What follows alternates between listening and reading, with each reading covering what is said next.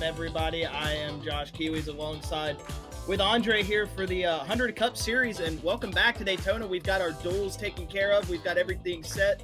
All the qualifying is set, and looking like we're going to have a great race here. If you're new here, this is if you look at the name, you can probably get a hint. This is a full 200-mile Daytona race, so we're going to get a lot of action here. 200 laps at the world-famous Daytona International Speedway. Andre, are you excited for this race? What you got? What you think is going to be cooked up from these drivers tonight? Oh, I'm real excited. I think we're going to see all the trials and tribulations that these restrictor plate tracks usually bring. Lots of drafting and blocking and close quarters action all night long. As our producer pointed out, getting into the session, the strength of field is about 2.6K, so very strong strength of field. I think we're going to see close battling all night long. Yeah, that usually is the name of the game here at Daytona. You're going to see these guys get 2 wide, 3 wide, maybe 4 wide sometimes, but that does push it here at Daytona. It's more of a Talladega thing, but we should see 3 wide racing here if these guys are comfortable with it. But we're going to be keeping our eye on the number 57 of Cam Stone. He is our returning champion for 2020, so going to see how these looking tonight. We've also got a bunch of guys out here in the field definitely looking to mark their name. If you win this race here at Daytona, a lot of bragging rights for the rest of the season. Absolutely, bragging rights indeed. And you mentioned our returning champion, Cameron Stone. There's a few drivers, I think, that are hungry to dethrone him, take that championship for themselves, and it's all going to start right here if they can get a good run, maybe a win to lock themselves into the playoff and start their journey early. But right now, Josh, how about we go through our starting grid? I'll let you take the first 10. Yeah.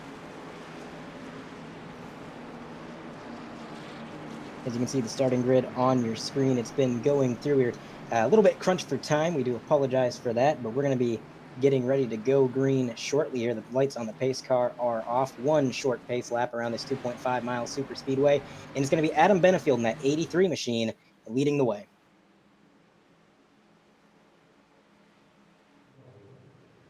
Pace car going to make that hard left turn off of the track. Adam Benefield gets on the throttle. 2500 underway. That is the 83 of Adam Benefield and the 69 of Steven Terry. They are going to take us to turn 1. So the 2 Chevys are going to drive it down here hard with the Toyotas on the back bumper. Looks like we've already going to have some big shuffle up here, maybe, no? Oh, yeah, we're going to see that revolving door effect where the drivers are going to be swapping positions all night long. A little bit of 3 wide back there. A few drivers dropping down beneath that double yellow line. They're going to opt to probably drop back further in the field to hopefully avoid a potential big one if that were to occur. I believe that's the strategy they're going for. Although that did cause a little bit of separation. You see, from about 7th on back, there's a little bit more separation. That's going to close up real quick thanks to the draft. But Adam Benefield coming out of turn 4, it appears he is going to attempt to lead lap number 1, but not without a fight from the number 27 machine, Rich Petrucco on the outside. Tried to lead that lap, didn't quite get there. Yeah, like you said, it looks like we're going to have 2 packs formed up here with that draft. Being able to suck these cars back up quick, we should see them working back together if that backpack does start to work together. But like you were talking about earlier, we saw in lap 1 these guys dropping back. With a 31 car field, that is a big strategy here. These guys are going to want to try to, as we see another car dropping back right there, that looks like the number 1 of Dustin Hall, I want to assume. That looks like he is dropping back. So, yeah, that is Dustin Hall. So, yeah, it looks like these guys are going to be dropping back, trying to get settled in, but we still got some of these guys up front sticking their nose in it. Looks like they're going to be trying to race the whole 200 miles. Or 500 miles, excuse me, 200 laps.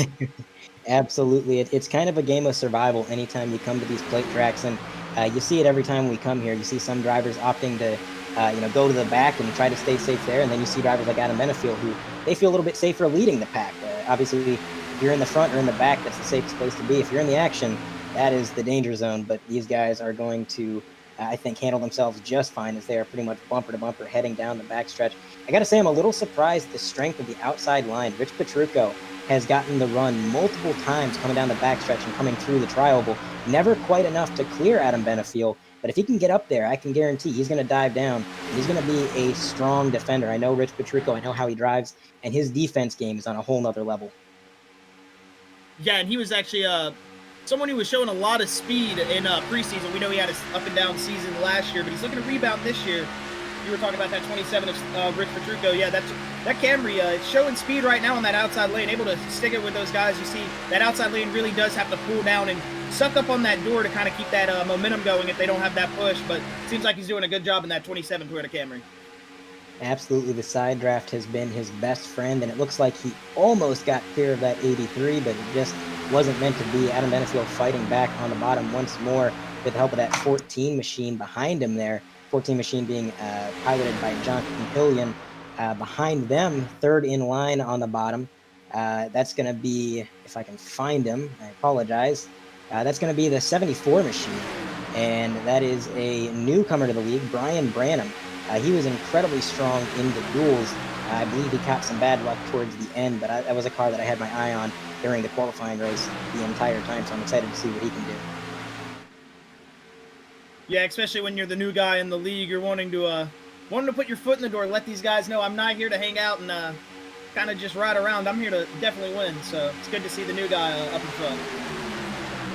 Absolutely trying to make a name for himself. That 69 car, that's, let's see, that's Stephen Parrott. He gave a huge push to Petrucco there and got a huge run. Actually, Petrucco looked like he got a little bit loose, and that can happen, especially when you're driving different manufacturers. You can see Parrott is driving a Chevy, and he's trying to push that Toyota Camry, and those bumpers don't always align, so you got to be careful with the bump draft. I know we've heard from a lot of drivers that the Chevys, when it comes to the bump drafting, they can be a little bit scary. Those kind of arrowhead noses can get the car a little bit unsettled, so they're going to have to be cautious of that. But regardless, they seem to be making it work. That top line has been incredibly strong, and we haven't seen very much lane switching. The top line has been pretty much stagnant and consistent, as has the bottom, and it seems like they've made their choice where they want to stay. In this situation right here, the number 74, he could move up if he wanted to, but he feels pretty comfortable on that bottom, it looks like. He's going to stay right with that double yellow line, pushing the leaders on the bottom.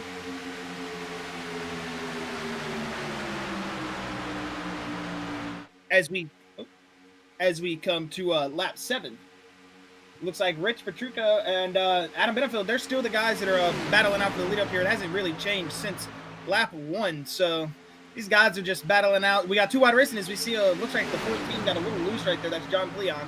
He got a little bit loose. It can get crazy if you can get down there on the apron. Those cars can definitely get tight and shoot you up to the outside lane. Yeah, it's very easy to overcorrect. If you tap that apron, the car starts to get pulled to the left. And as a driver, your instinct is to turn right and try to correct it. But sometimes the car just grabs the grip and it wants to shoot up towards the wall or towards the car that's on your outside. And that can be absolutely disastrous. So it was a great recovery by the 74 when he clipped that apron. I'm looking at the defending champion here on the bottom, 4th in line on the bottom in that 57 black number 57 Coors Light machine. He is moving his way up through the field a little bit. He's made a few overtakes. He's gotten up to 4th in line on the bottom. Currently working his way around Damaris Hickenbottom in that 09 machine, and a huge run on the bottom. He's going to get around the 26. Now side by side, door to door with that 69 machine, Stephen Parrott. Now he's going to have a little bit of help from the 53 car behind him. That is, of course, Preston McRae, a teammate to Cam Stone. And so they're going to be working together, I'm sure, running what appear to be Dale Earnhardt throwbacks. That's pretty cool. But so far, nobody has anything for Adam Benefield, the former Cup Series driver. Yeah, you speak about that Dell Senior throwback Apex Racing. Actually, all those guys are running 20th anniversaries because this would be tomorrow will be the 20th anniversary of losing one of the greatest drivers probably of our generation in NASCAR. So all those guys, the 09, 53, 24, and 57. Well, yeah, on the 18th. Sorry, but these guys are running the Dell Senior throwback. It would be the 20th anniversary race-wise, but not date-wise, excuse me. Let it be known, we are commentators, not mathematicians. So yeah, we are. Go ahead. I was thinking about the race tomorrow, and then I started thinking about it, and then once I thought about it, I was like, not right. Yeah, we've all been there. Somebody out there will get mad about me for being wrong on that date, so I got to correct myself. Man, somebody's going to get mad about anything out there. That's how people work. But I tell you what, this race has been a lot more intense so far, 10 laps in, than I thought, Josh. I kind of expected these guys to single file out early on. I was talking to some of the drivers pre-race, and I kept hearing the same thing from every single driver. It was, we're going to lay back, and we're going to turn up the intensity once the final stage starts, but until then, we're just riding. But despite what those guys said, this doesn't look like riding to me. This looks like absolute just real gripping knuckle-to-knuckle action here, as they are just side by side drafting each other constantly down the straightaway, nobody giving an inch. It's really some intense racing for being so early in this race. Oh yeah, for sure. These guys are definitely elbows out right now. I can understand where you come from when you say, oh, I want to hang out, I want to ride. You get 2 laps into a Daytona race, man. You're already hanging out in the back thinking, man, I'm ready to get to the front. This is boring. That's probably why they're already up there racing. You don't think about it. Everybody says that when they're in the pits, when they're hanging out before the start of the race. But as soon as that green flag drops, you forget about it. You're straight intensity. You're straight racing. You're focusing, head down.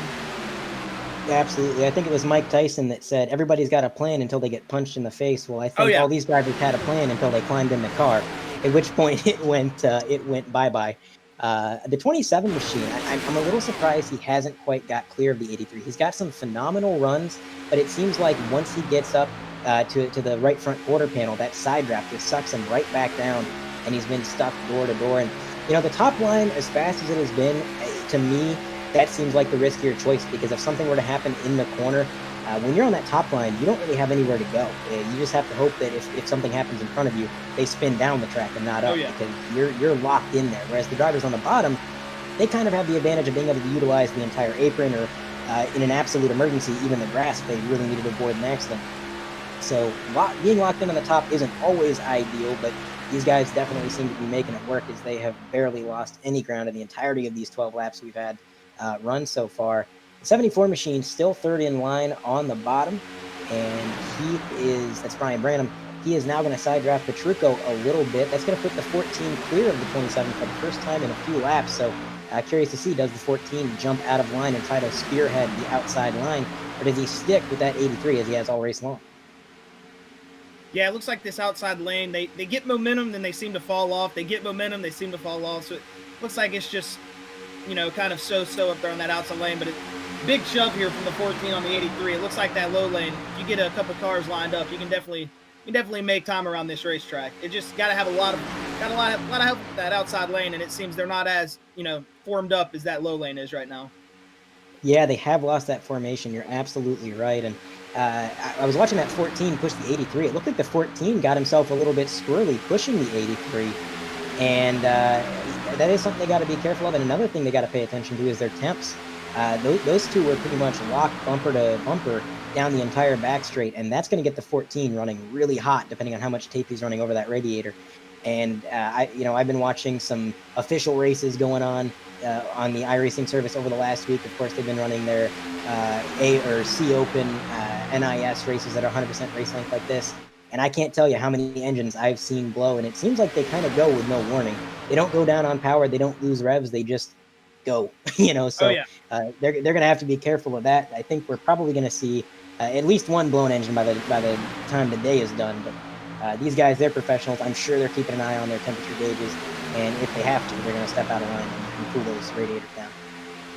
Yeah, you will definitely see some of these cars eventually, if they are like the 14 is on the 83, they're going to have to pull out of line soon, because once that red temperature starts flashing, like you said, there's no warnings with these motors on iRacing. They don't start sputtering down. They go. Absolutely. The 81 machine, piloted by Brandon Hastings, he is, I believe that's a Team Conti driver. He's working his way up through the field. He's up to third in line on the outside, currently running officially sixth place. He's side by side with defending champ Cameron Stone, and he is trying to get up to his Team Conti teammate who's leading the race, Adam Benefield. Those two, if they get locked up, that is going to be a force to reckon with. If they can get bumper to bumper and start drafting with each other. Team Conti, man, they are strong in the duels, in all of the preseason races. They caught some bad luck, especially Adam Benefield. He got wrecked out pretty early in a couple of the preseason races. But it seems like the races where they can stay in the game and survive, they are the car to beat. So Team Conti, a new team to the league this season, and definitely one that I think the fans should keep their eyes on, because they are going to be strong all year long.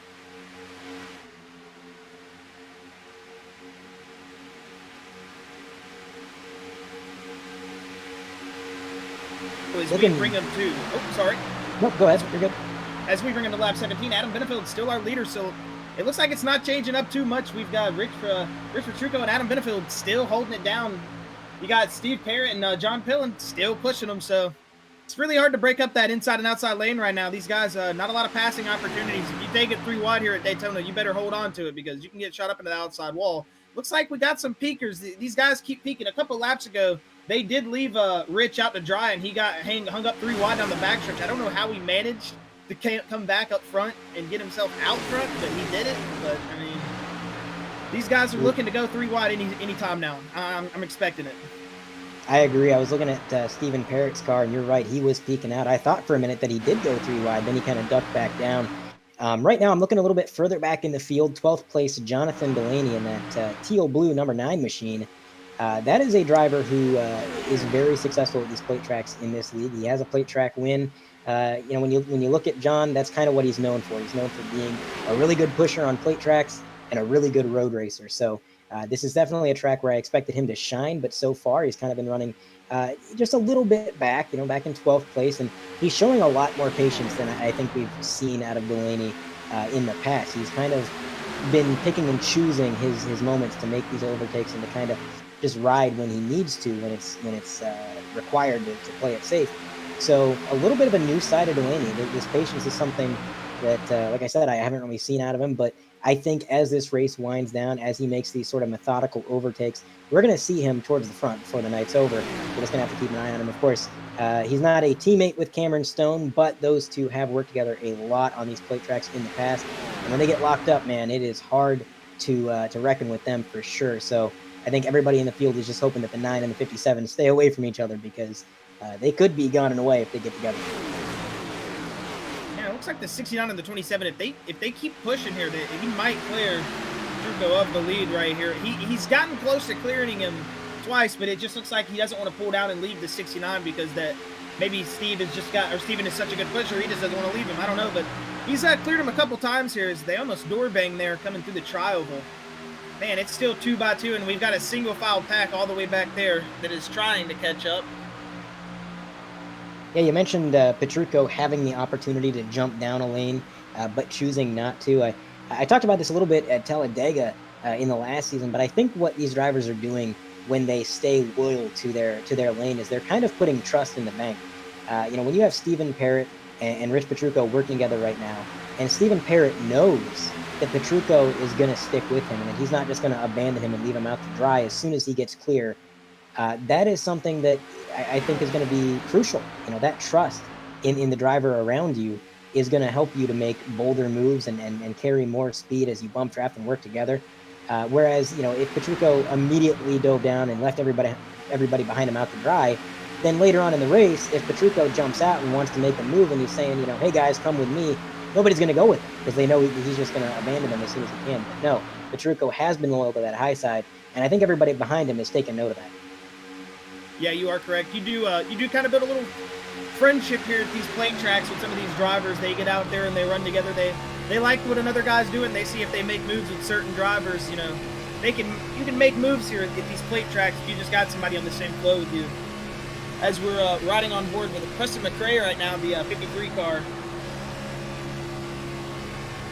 I love that roll cage cam. It really showcases how high the banking is. Even in the tri-oval, you watch this race on TV and you think, man, the tri-oval is relatively flat, but no, a lot of banking there. And of course, the corners basically become a wall as they mount the banking and use that centrifugal force to sling around those corners. And Preston McRae just absolutely wheeling that thing behind his teammate, waiting for an opportunity. I think that's what a lot of these guys are doing. They're waiting for an opportunity because it's been so door-to-door, side-by-side. There hasn't been much room for error and much less any room to make some moves to overtake.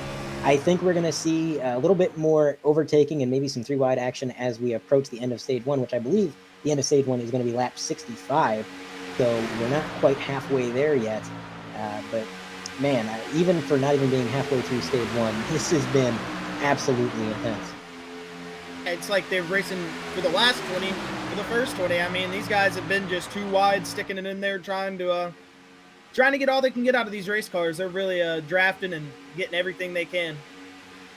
Whew, if this is what the first 25 is gonna look like, man, I can't wait for the next couple hundred. Absolutely, I agree, and I think a lot of the practice that these guys put in is absolutely paying off, because I can't stress how difficult it is to make lap after lap side by side like this, boxed into where you're at. You're boxed into your lane. You got cars in front of you, behind you, next to you. Really nowhere to go with no room for error. And these guys have pretty much done it flawlessly for 24 laps and counting now, which is just something that you don't see very often. The skill level here is absolutely astronomical. it seems like, because let me tell you, if I was in one of these cars, I'd have been out in lap 2. Yeah, you are correct. I mean, you have to think these guys are running 200 plus miles an hour in the draft sometimes right now, and when they get down on that wheel, you think it's just gas pedal down, crank wheel left. It's not that easy. You know, these guys have a lot of force feedback going through those sim wheels. Some running, you know, more expensive setups than other, but overall, I mean, you've got a lot of force feedback going through. You've got a lot mentally going through, having to check that mirror, look at your inside lane if you're on the outside, make sure you don't hit the wall, make sure you don't hit the car in front of you. I mean, there's a lot of things going through when you're out there on these super speedway plate races. So they're definitely might look like they're the easiest tracks to run on, but can sometimes be the most demanding and most hard tracks to run on. Absolutely. You can't have one lapse in concentration because, like you mentioned, you got to check your mirror, see what the cars behind you are doing. You got to look out your windshield, see if the car in front of you is maintaining speed, if it's checking up, or what that situation is. And of course, the cars beneath you, are they drifting up? Are they moving down the track? How much space do you have? All these things being calculated in your mind. As Rich Petrucco did get clear of the 83. That's going to be not the first lead change. They've swapped many times, but that is the first time the 27 has gotten clear of and in front of and the 83 Team machine. And the 83 just took the outside lane. He looks like he's going to try to clear him back. He's now taking the 69s, and these guys said, hey, let's switch up draft partners and see how it goes, as the 83 is just going to run back down. So that is a very fast-looking race car. That number 83 of Adam Benefield, that is a fast-looking Chevy, because he was able just to pull back up to that outside lane and do what Rick Petrucco's been trying to do for the last 26 in one lap. Absolutely. He made it look easy. I mean, he dove to that outside lane. He had the 69 give him a little bit of a shot, and then boom, around he went, back to the lead.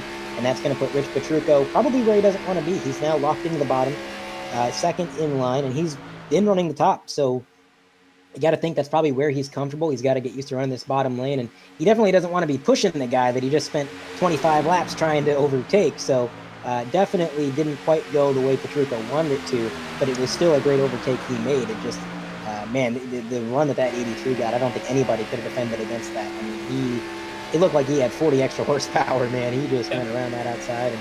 And now that's going to put Team Conti one step closer to being together so that they can work with one another. The 81, of course, now right on the outside of the 83. And they are going to be door to door. If they get locked up, like I said, that's going to be some teamwork you're going to watch.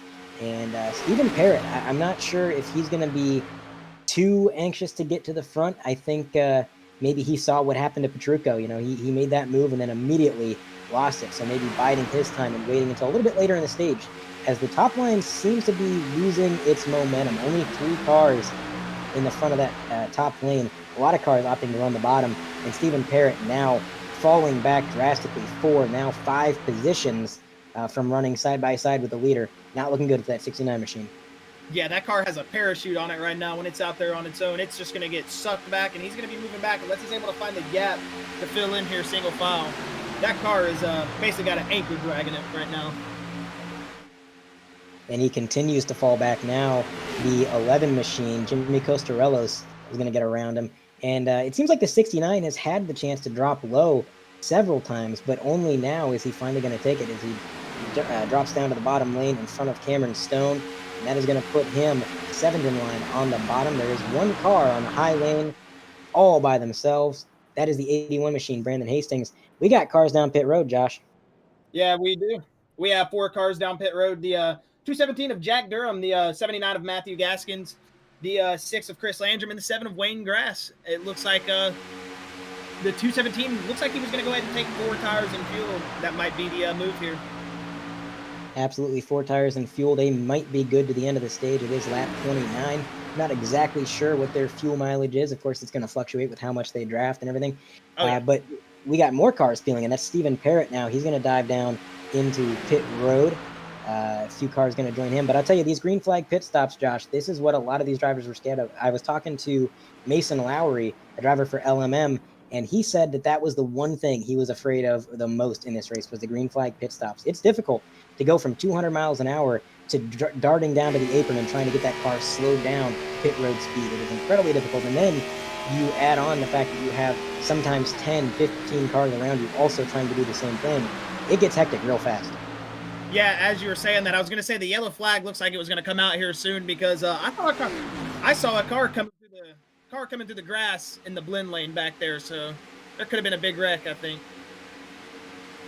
Taking a look at the replay, looks like somebody trying to rejoin the track swerves up and then back down. What was that? Was he maybe trying to get momentum? Like maybe trying to go up and get that lane, thinking, hey, they'll slow down for me, and or maybe trying to go high, and I don't know. I think just miscommunication. I think that was just him trying to pull up the track, maybe last second, thinking, oh, I'm going to try to go high right here, let these guys pass me. They started swerving high. He got scared, tried to throw it back down low just to see. He was coming through the grass off of pit road there. I'm not sure what was happening, so maybe just a little bit of trouble there, but that's something you hate to see, especially with a race with no fast repairs, man, on a super speedway. Unfortunate. Big hit there for the 56. That is Mason Lowry in the 56. I was just talking about him. A big hit, as you said. He's going to have to get some damage repairs and hopefully get that thing back out on the track. Shades of Kevin LePage. I'm not entirely sure what happened there. It looks like maybe he got a little bit loose. The way that car was weight shifting around, I don't think he meant, obviously, to swerve up in front of the traffic, but it happened. So yeah. Just a confusing situation there, Josh.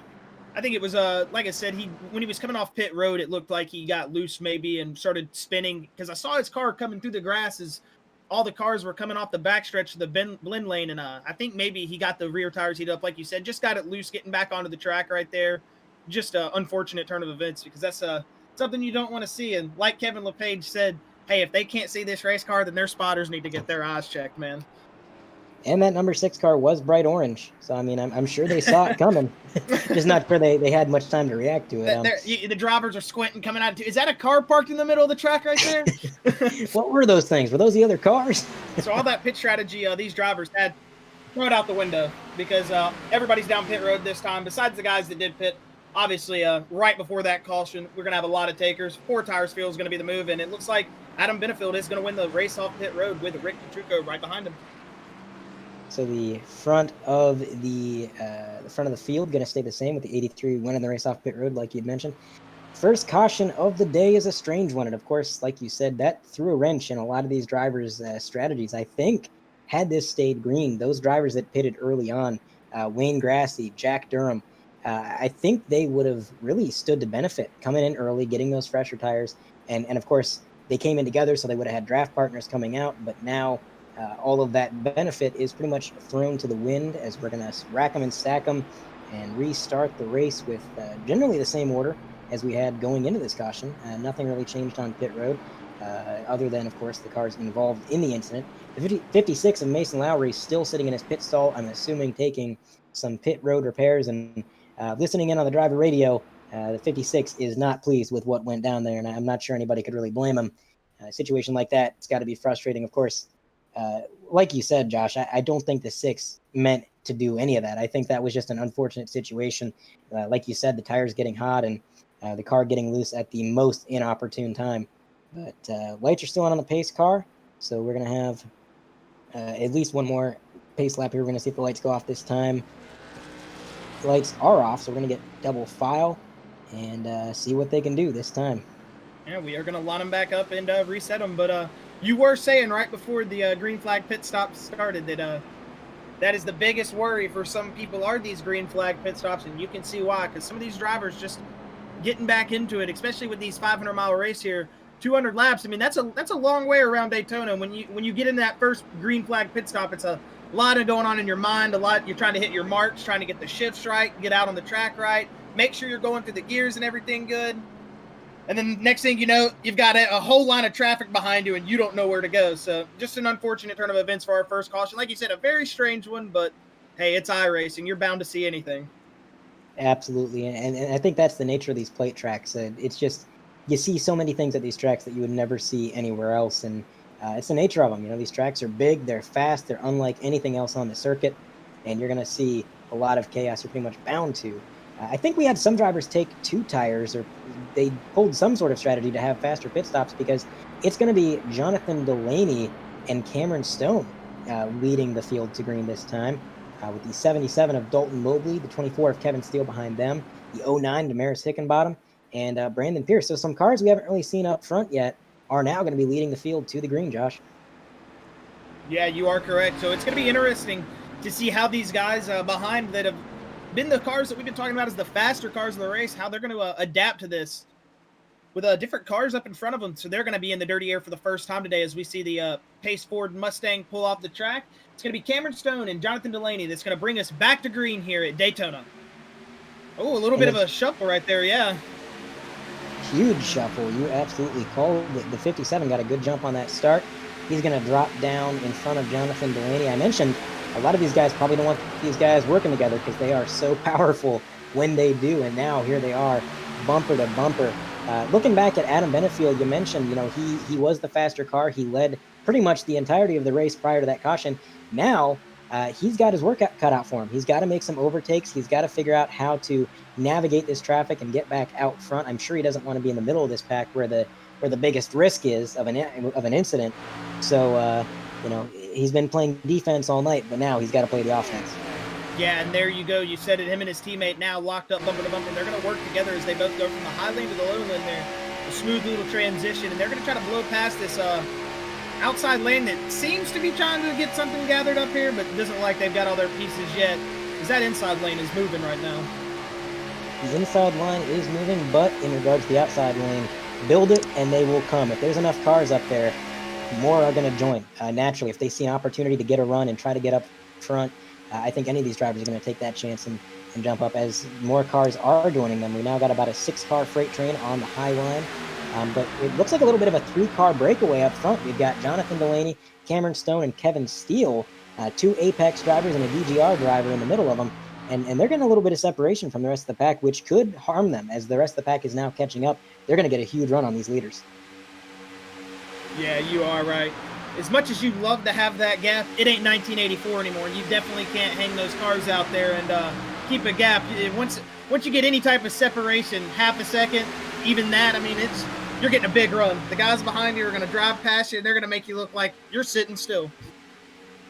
That's exactly what they're going to do. Luckily, it looked like Rich Petrucco opted to stay on the bottom. He didn't really jump out and try to make that move, but look who did make that move. As Adam Benefield being pushed by his teammate, they have locked up on the high line, and they have already worked their way back up into the 6th position and counting. Yeah, it looks like they were one of the takers of that outside line, like you were saying. They saw the opportunity. They jumped up. You said they were the best pushers on these plate tracks, and it looks like they're showing them. We're definitely getting a lot of speed right here on this outside lane as a 2-car tandem. Absolutely. That is a 3-car Team Conti tandem. Say that 3 times fast. Adam Benefield, and then, of course, in that 81 machine, you got Brandon Hastings, and, of course, the number 1 machine, that's going to be Dustin Hall. And here they go. A huge run on the high line, around the 24, past the 9-car, now challenging Cameron Stone for the lead on the outside. Really took that outside lane two, maybe 1.5 laps to get settled in, and then they decided, hey, let's go. We're going to set that hook, and we're going to reel these leaders in. And that 83 of Adam Benefield, he says, I want that lead back. I'm tired of being back here. I don't like this dirty air. Him and those Conti Motorsports cars, they're going to get up there and try to get the lead back. Yes, they are. And trying to get that side draft, it looks like the 83 dipped down a little bit and then thought better of it. So he's going to fall back a little bit. But then, of course, coming out of the corner, they took the longer way around the track. So they're going to get a huge run down this straightaway. And it's going to be something that I think Cameron Stone may not be able to defend against. He's going to be at the mercy of the outside lane, seeing how much momentum they have. Other than that, all he can do is hold his line and hope that he's able to maintain the lead, hope that the number 9 car, Jonathan Delaney, can push him enough to really maintain that lead. The question is, now that the 57 is clear of the 83, does he start swerving? Does he start throwing blocks? Or does he just stay steady on the bottom and let this play out? Yeah, I think it's, me personally, I would say it's too early to start throwing blocks, but if these guys are really strong and they start giving him too much of a challenge, you might see this block start getting thrown, but I wouldn't be expecting blocks this early in the race unless they're trying to get a feel for late race moves. Absolutely, and the early portion of the race is a good time to kind of experiment, test things out, get everything figured out towards the end of the race. Usually I say that in terms of pit road strategy, but of course, not much pit road strategy was had in our first round of pit stops. The strategy was to come down under yellow, and that was it. So early on in the race, like you said, maybe a little bit too early to throw these blocks, but you never know, man. It is early in the race, but these guys are driving, like you said, like it's the last 20 laps, and they have not been giving up an inch. They've been pushing these cars for all that they're worth pretty much all night long, and Adam Benefield, he fell back a little bit there. He's been side by side with Kevin Steele for about a lap now, occasionally getting a run up to Delaney. Kevin Steele loose. He's down to the apron. Is he going to be able to save it? Oh, he's going to gather it up. He might go. He's just taking the road course. He's going to take the chicane. Catching a little bit of air cutting through that chicane. Good save there from the 24. Man, that could have been really bad there for Kevin Steele. We're going to go to a replay right here and check that out. Man. Lucky he didn't overcorrect and come back up in the traffic. That was a textbook save. Just absolutely got that thing straightened out. And the impressive part to me is when he came through this grass, because that grass, you know as well as I do, that is ice. And if he had hit that at just the wrong angle, that could have spun him out in and of itself. But he was able to keep that going. And now he's got to hope that he gets a caution so he can get back up with the pack, or maybe get caught up with a second pack. I don't know if the second pack is still back there or not. I haven't really checked in with them lately, but yeah, wild ride for that 24 machine. Cameron Stone still maintaining the lead under fire from the 83. That 24 is back in with a pack of cars right now. He is with the 63 and the 99, so able to get it back up into the groove, able to keep it going. But hey, I'd much rather be off pace a little bit and hoping for a caution later in the race and have a killed race car. Awesome save there from the 24, and yeah, awesome just to be able to see him keep it off the infield wall, because like you said, you hit that grass the wrong way and you are sent. Absolutely. You know, I'm looking at the second pack that the 24 kind of stumbled into here, and there's a lot of strong drivers in this pack. Of course, you've got Bryson Hicksonbaugh, a driver that made the round of 4 and was competing for the championship at Phoenix. He was a favorite to win at Phoenix. He had won, I believe, 15 races last season versus the champion, Cameron Stone, who only won 7. I say only as if that's a small number, but compared to the wild 15 wins Bryson had, it really is. So he was a favorite going into Phoenix, had an unfortunate incident spinning himself across Cameron Stone's bumper going into turn 2 on one of the final laps. I think it was like 2 to go. Ended up wrecking out of the race, did not claim the championship, and he is coming back with a vengeance. He has told me many times he's gonna win this championship. Like, in his mind, it's not even a question. And it seems like right now he wants to play it safe. He was one of the cars that dipped down beneath the WL line right on lap 1, and him and his high side teammate behind him, that's Ryan McDaniel. Oh, wrecking. Conti Motorsports wrecking. It was the number 1 in 83, or not 83, excuse me, 81 and 1. What an event! That is some very, very strong cars involved in that accident, Josh. Yeah, no caution is out. We are still under green. It looks like they were able to gather it up. We have Brandon Hastings jump down pit road during that. Maybe just trying to avoid getting too much of a wreckage. We're going to jump on and see what happened here.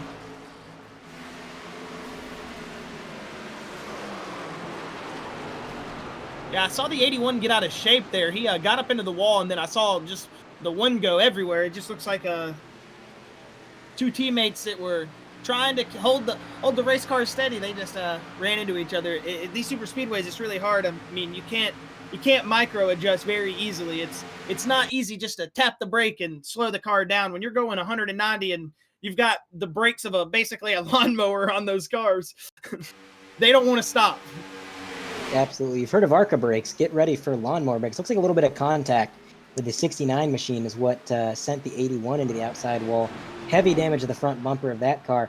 Not sure how the one car got involved in that. It looked like it happened just off screen there, but overall, just not a good lap for Team Conti. It was definitely devastating, especially the fact that they didn't get a yellow flag. I'm surprised with multiple cars into the outside wall that was not deemed to be a yellow flag.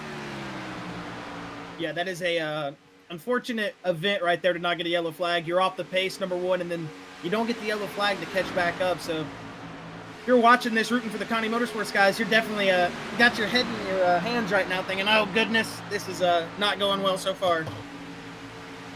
But there is one saving grace for Team Conti. That is Adam Benefield. Definitely one of the strongest members of the team so far tonight, and one of the fastest cars on the track. He is running 5th right now as the leaders have got a little bit of a breakaway due to that accident. It caused a huge separation between the packs, and the 83 was able to stay with the leader, so he's running P5 single file. Behind him, he's got Brian Branham, which it looks like Branham has a little bit of damage back there on the right rear. I'm not sure if that's to do with the incident that we saw there with Team Conti or if that was unrelated, but it does appear to be slowing him down. He's about a second behind the lead pack, and it seems like his car is struggling to catch their draft. So if you can't get the draft a second back, then you're dealing with some heavy damage. So unfortunate for that 74, although the 8 car is trying to push him and work with him best he can.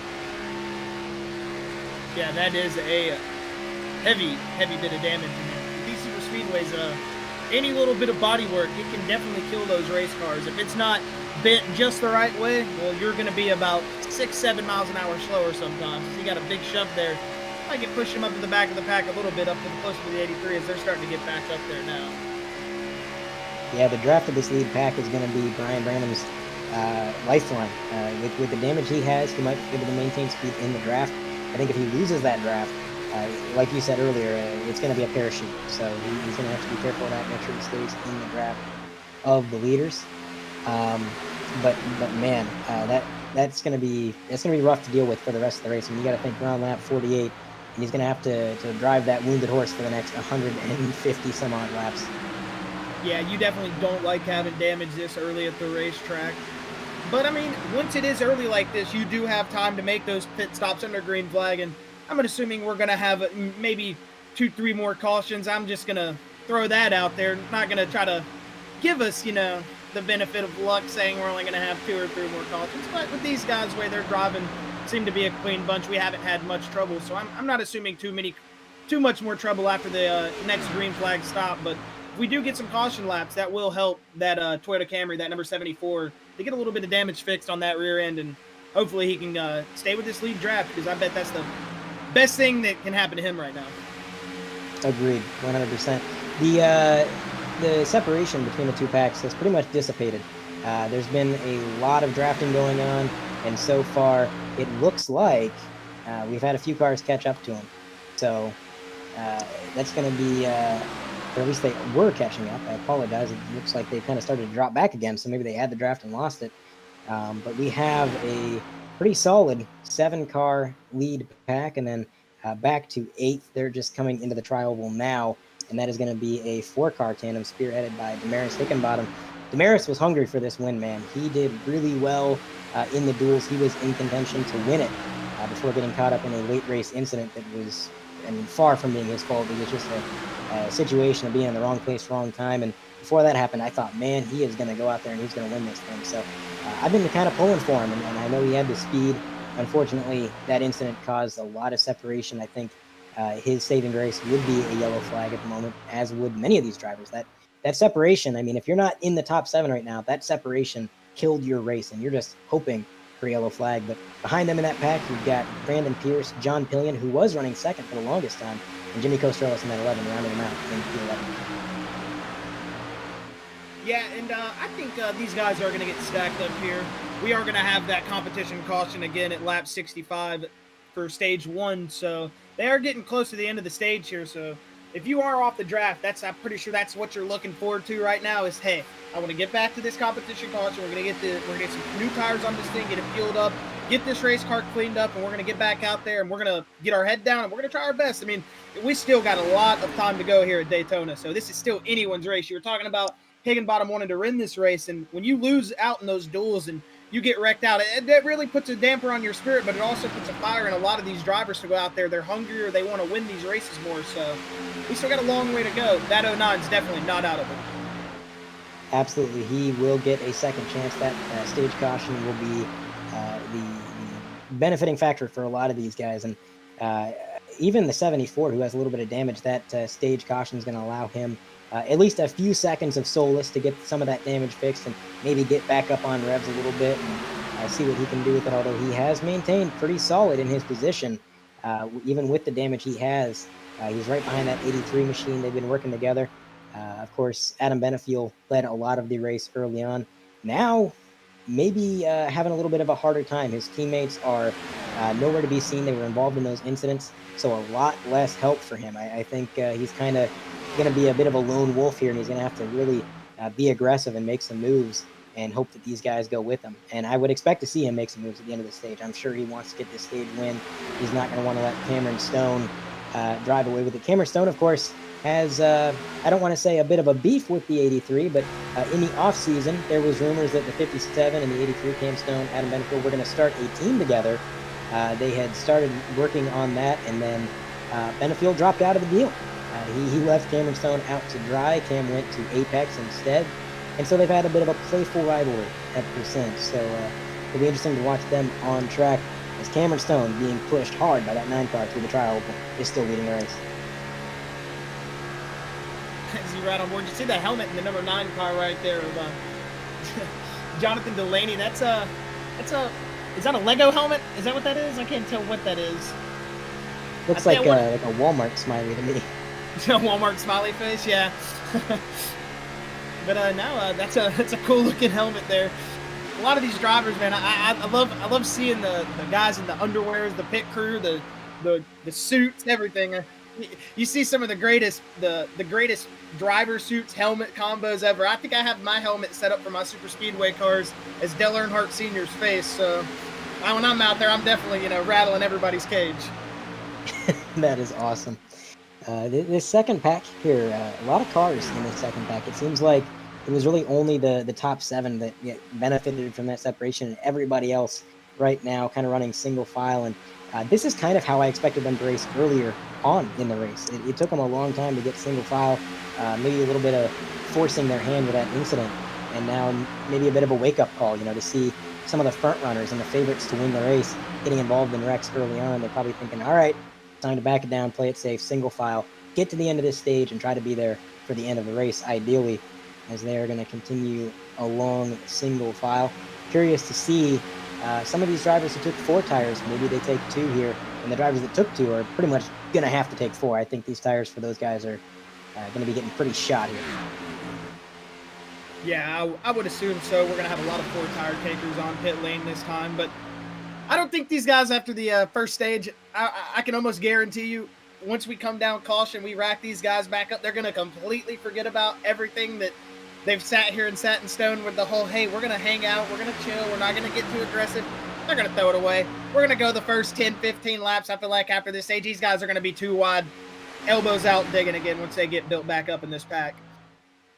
It's all fun and games until you reach the end of the stage for sure. But man, it's going to be interesting, I think, in this lead pack because they are showing that patience, but there's stage points on the line, and those stage points are vital if you want to make your way through the playoffs. Last season's playoffs were incredibly unpredictable. We had drivers like Cameron Stone get suspended in the playoffs, having to miss a race or two, thinking they were out of the game.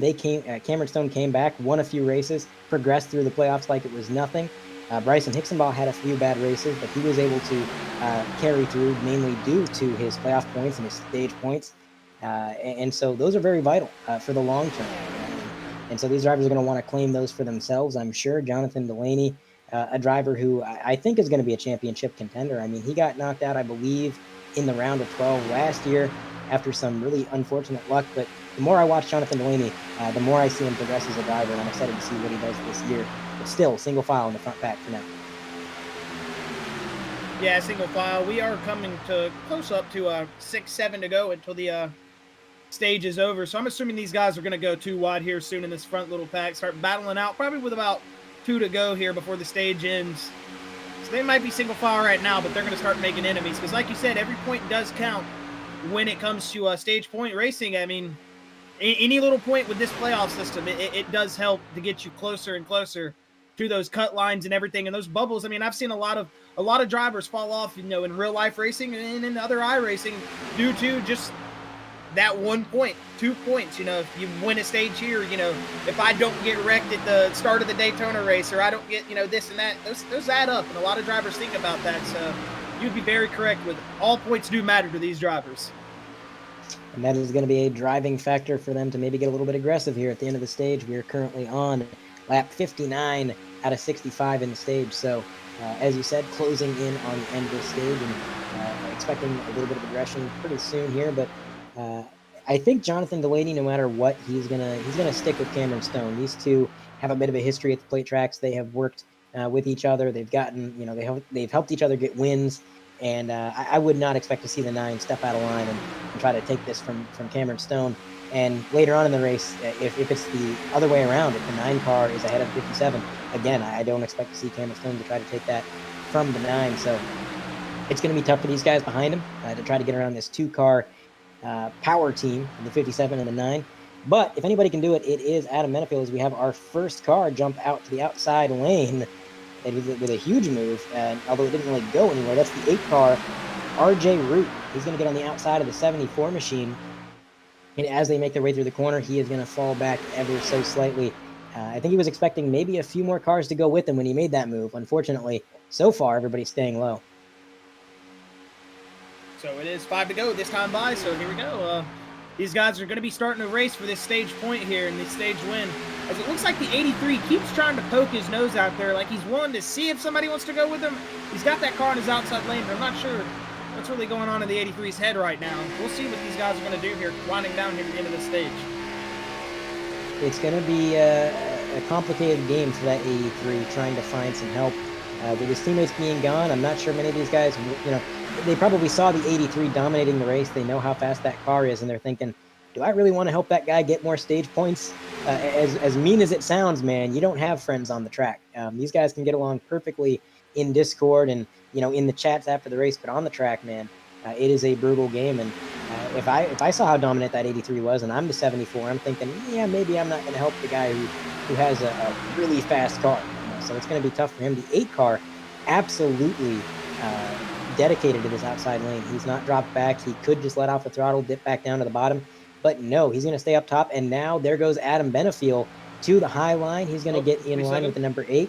And there goes Rich Petrucco. So now it is 3v4, 3 on the outside, 4 on the inside as we approach lap 63. Yeah, and it looks like the 83 and the 27, that's something you don't want to see really lined up, I don't think, because those are 2 really fast guys. We've seen the 83 led most of our beginning laps here at the race, and the 27 gave him a hard charge on the outside there. It was the 69 pushing him at the early parts of the race, but now the 83 and the 27, they're going to work together and try to get themselves up in the lead. But like you said, the 9 and the 57 have been linked up for these last couple laps. They don't look like they're ever going to go, they're not going to go off of each other, so I think they're going to stay linked up here, and they might win this stage based off of just pure dedication to that low lane. I think the deciding factor might end up being Stephen Parrott. If he jumps high, if he stays low, I think that's the deciding factor, because it is 4v3 with 4 on the bottom, but that 74, remember, he's got some damage, so maybe not as much help in the draft as an undamaged car would be. If Stephen Parrott jumped out to that outside lane, I think they could easily get at the front. Yeah, as I was just saying that about that low line, it looks like that outside lane is starting to get a lot of momentum now. That 27 looks like he's going to get a big run down here in the 1. I mean, he's not going to clear anybody, but they're definitely eking up closer and closer here, coming around to this stage finish. Looks like the 83 of Adam Benefield laying back. He's going to try to get a run down the straightaway. Of course, that's the strategy sometimes on these closing laps of the stages, and of course the race. Lay back a little bit. Allow yourself to get a huge run using the draft. He's going to give a massive shot to the 27, hitting him so hard he just about got the rear end tires off the ground. But unfortunately, not quite the momentum that he was hoping for. They're not going towards the front like they had hoped. Yeah, that inside lane, the 57 down to 69, they were all 3 pushing down the backstretch, so they definitely had a lot of momentum. As we come around to lap 65, this is going to be the stage finish right here. So these guys are racing for the stage right here. Of course, the administrators are going to throw the stage caution once enough cars have crossed the line at lap 65. So this is going to be the battle, as the 83 maybe changing his mind. Now he's dipping down low. That's going to leave Rich Petrucco on the outside lane with the only help being the number 8 car. So detrimental to the 27, and I'm not sure it's really going to help the 83 that much. I think he's going to have no choice but to stay in line. Cameron Stone still leading the front pack here with the help of the 9 car. Looks like Jonathan Delaney looking high. Is he going to lead this lap? I don't think he quite got it. Cameron Stone wins stage 1. Yeah, and the stage 2, P2 is going to go to Jonathan Delaney. Finishing in P3 of stage 3 is Stephen Parrott. So, yeah, good stage race right there. 65 laps. You would have thought those 65 laps were for the checkered flag, because these guys were racing hard up there in the front. It was absolutely a battle for every point, and Benefield, you got to give him credit. He did everything he could. He tried both lanes. He tried working with multiple people. He backed up and tried to get a run. there was really nothing more he could do. It was just the fact that the number 9 and the number 57, as well as the number 69, Stephen Parrott, when those guys were locked up, they were just a powerhouse. They were getting huge runs coming out of the corner on the bottom lane and just couldn't really be competed with. So that is going to be the first stage of the Daytona 500. These guys are going to get slowed down, get up to the pace car, and get 4 fresh Goodyears and fuel. And we'll be back to racing.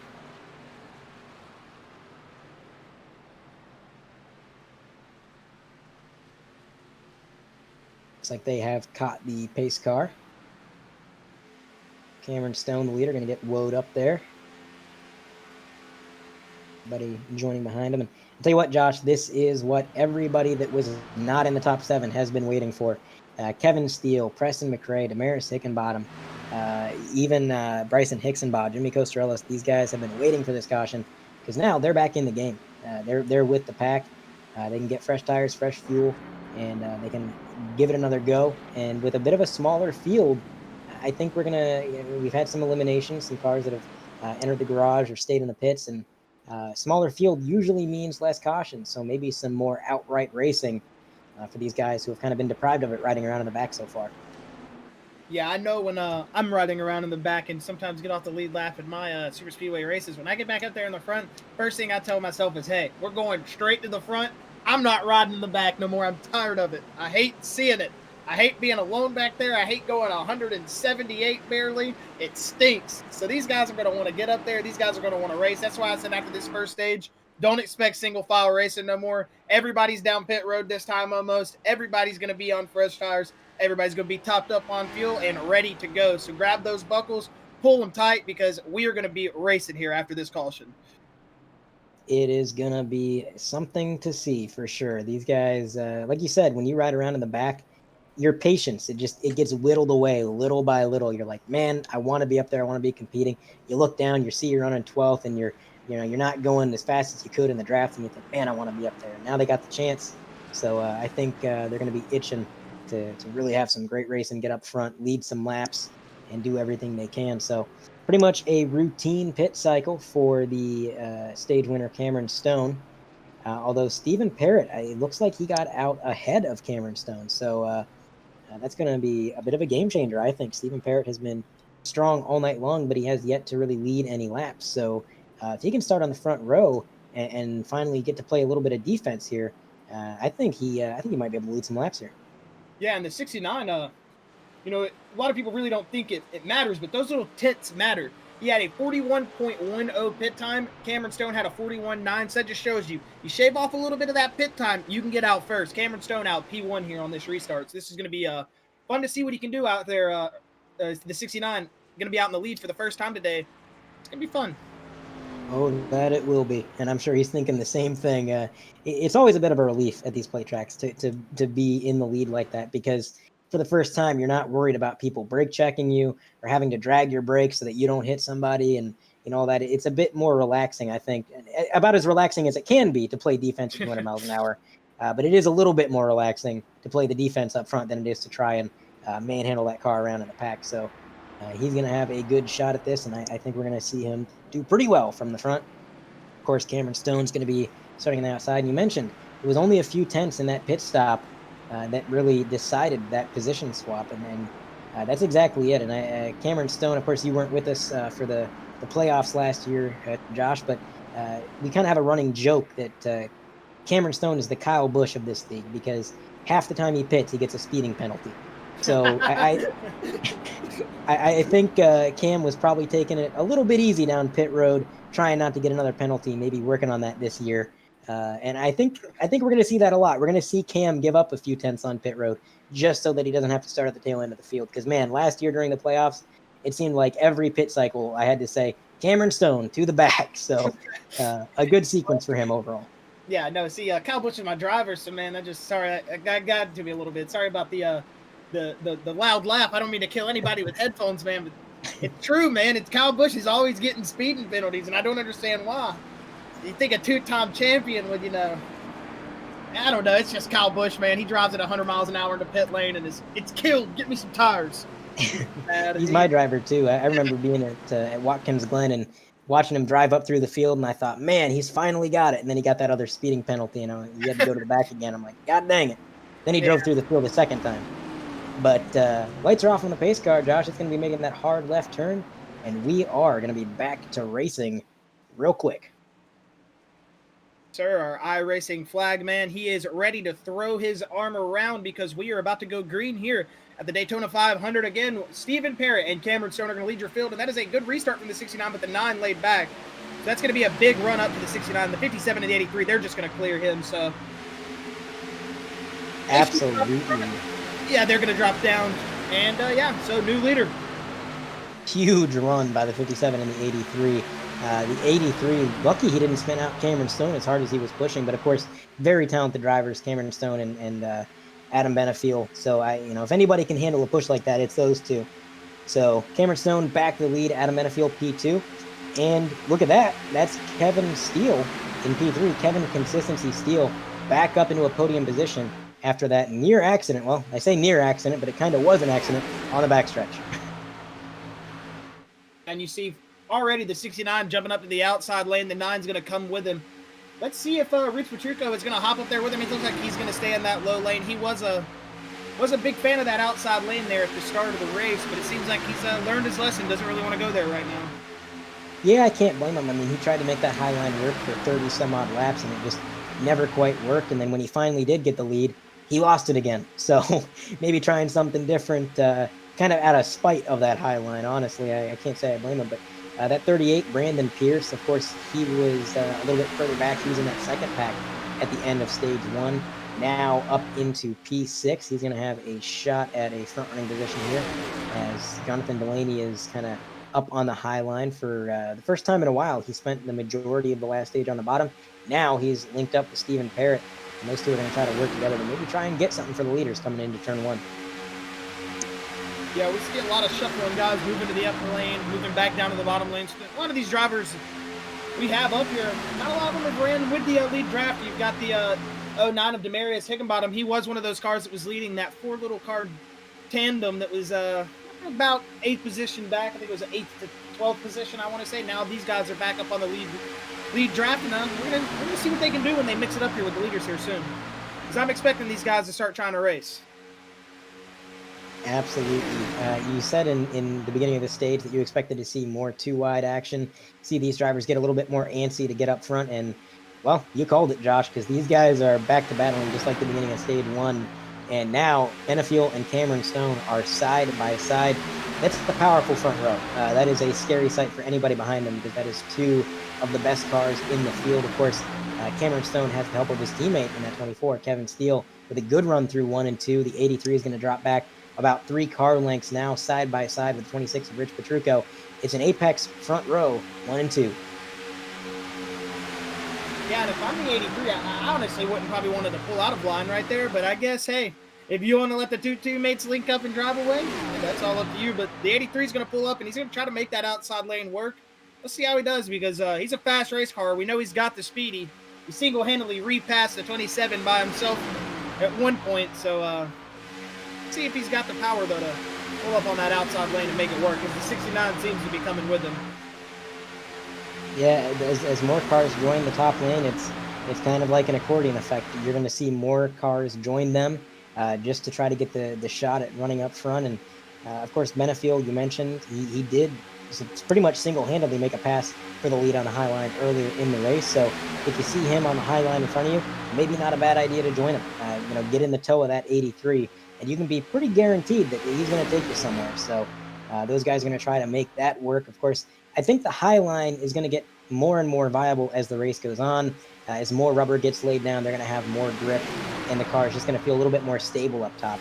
Whereas at the early stages of the race, maybe a little bit slicker up there. The cars on the bottom, they kick up all kinds of debris towards the top. And you may think it doesn't really make much of a difference, but it really does. As the race goes on, the top line starts to feel completely different, which is good news for those guys. Wrecking. Hard up contact. In at 7. Benefiel, Wayne Grassy, Jonathan Delaney. Looks like Dan Fields just barely missed it. So, man, one of our front runners, the 83 of Adam Benefield, taken out there. It looked like the 7 tried to jump up out of line and go onto the top lane, maybe? Yeah, I think the 7 just didn't realize that the 83 had the quarter panel on him. He turned up into him, and of course there was a whole pack behind him when it happened with nowhere to go. So another blow to Team Conti tonight at Daytona. Not sure if the 83 is going to be able to get anything repaired on there and get back out on the track. There was a hard impact to the outside wall, and the 69 hit right in the driver's side door. That was a devastating impact. Yeah, big hits all around, but man, that is just that is the name of the game here at these plate tracks. We're riding off of the 83. Yeah, it looks like the 7 for sure thought he was just clear. As I was just listening to driver chat, that's what they were talking about. Everybody seems to be okay with it. Besides 83, a little bit upset, but I mean, that's just like I said, it's the name of the game here at these plate tracks. When you think you have a move, you've got to make it, and it's just so hard here. I mean, to think that you've got that move, and then when you go and make it, instantly that car's right there, and you don't know about it. You think you're clear. Your spotter says you're clear, but that's just how fast the draft here works. That's how fast these cars can pull back up to you. How much the aerodynamics work. It's just crazy. You think you're clear, 1 second, you pull up, you're getting turned. And you can see the impact was strong enough on that 69 to actually lift the driver's side of the car off the ground. It nearly went up and over. Luckily, the roof flaps deploying, getting that thing back on the ground. Man, just a devastating wreck. That's a large portion of the field and some very competitive cars, Josh. I mean, you had the 69 involved in that. You had Adam Benefiel, who was very strong. Jonathan Delaney, I think Jonathan Delaney is going to be able to stay in the race. I don't think he has race-ending damage, nothing terminal, but he is going to be wounded, so it's going to be hard for him. I tell you what, Josh, we kind of forgot to get an interview with our stage winner, Cameron Stone. That's kind of my bad. I should have known to do that. I was here all year last year. But we're going to see if we can pull Cam Stone in here and get a word with our stage winner from stage one.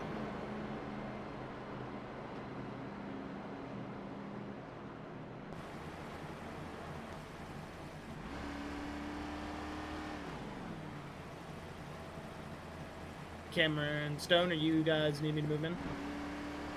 Yeah, if you could drag Cameron Stone in here, I can't quite get it to scroll. No, I got it for you. All right, there we go. Cameron Stone, you got a copy? Looks like Cameron has his mic muted. We'll give it 1 second. If he doesn't reply, we'll throw him back into his team channel. Might be busy at the moment. It happens. All right, we'll try again at another point. No big deal. Back to the events on the race, Josh. I tell you what, all my predictions for this race kind of got thrown out the window with that incident. I mean, some real power players involved, like we had talked about, and now it has thinned the field out greatly. And I think another thing that's done is it's kind of it's made certain strategies null and void. Like you saw Bryson Hicksonbaugh, most of Team Highside, Daniel, he kind of jumped down there on the bottom lane, fell back into the second pack. He was doing that to play it safe.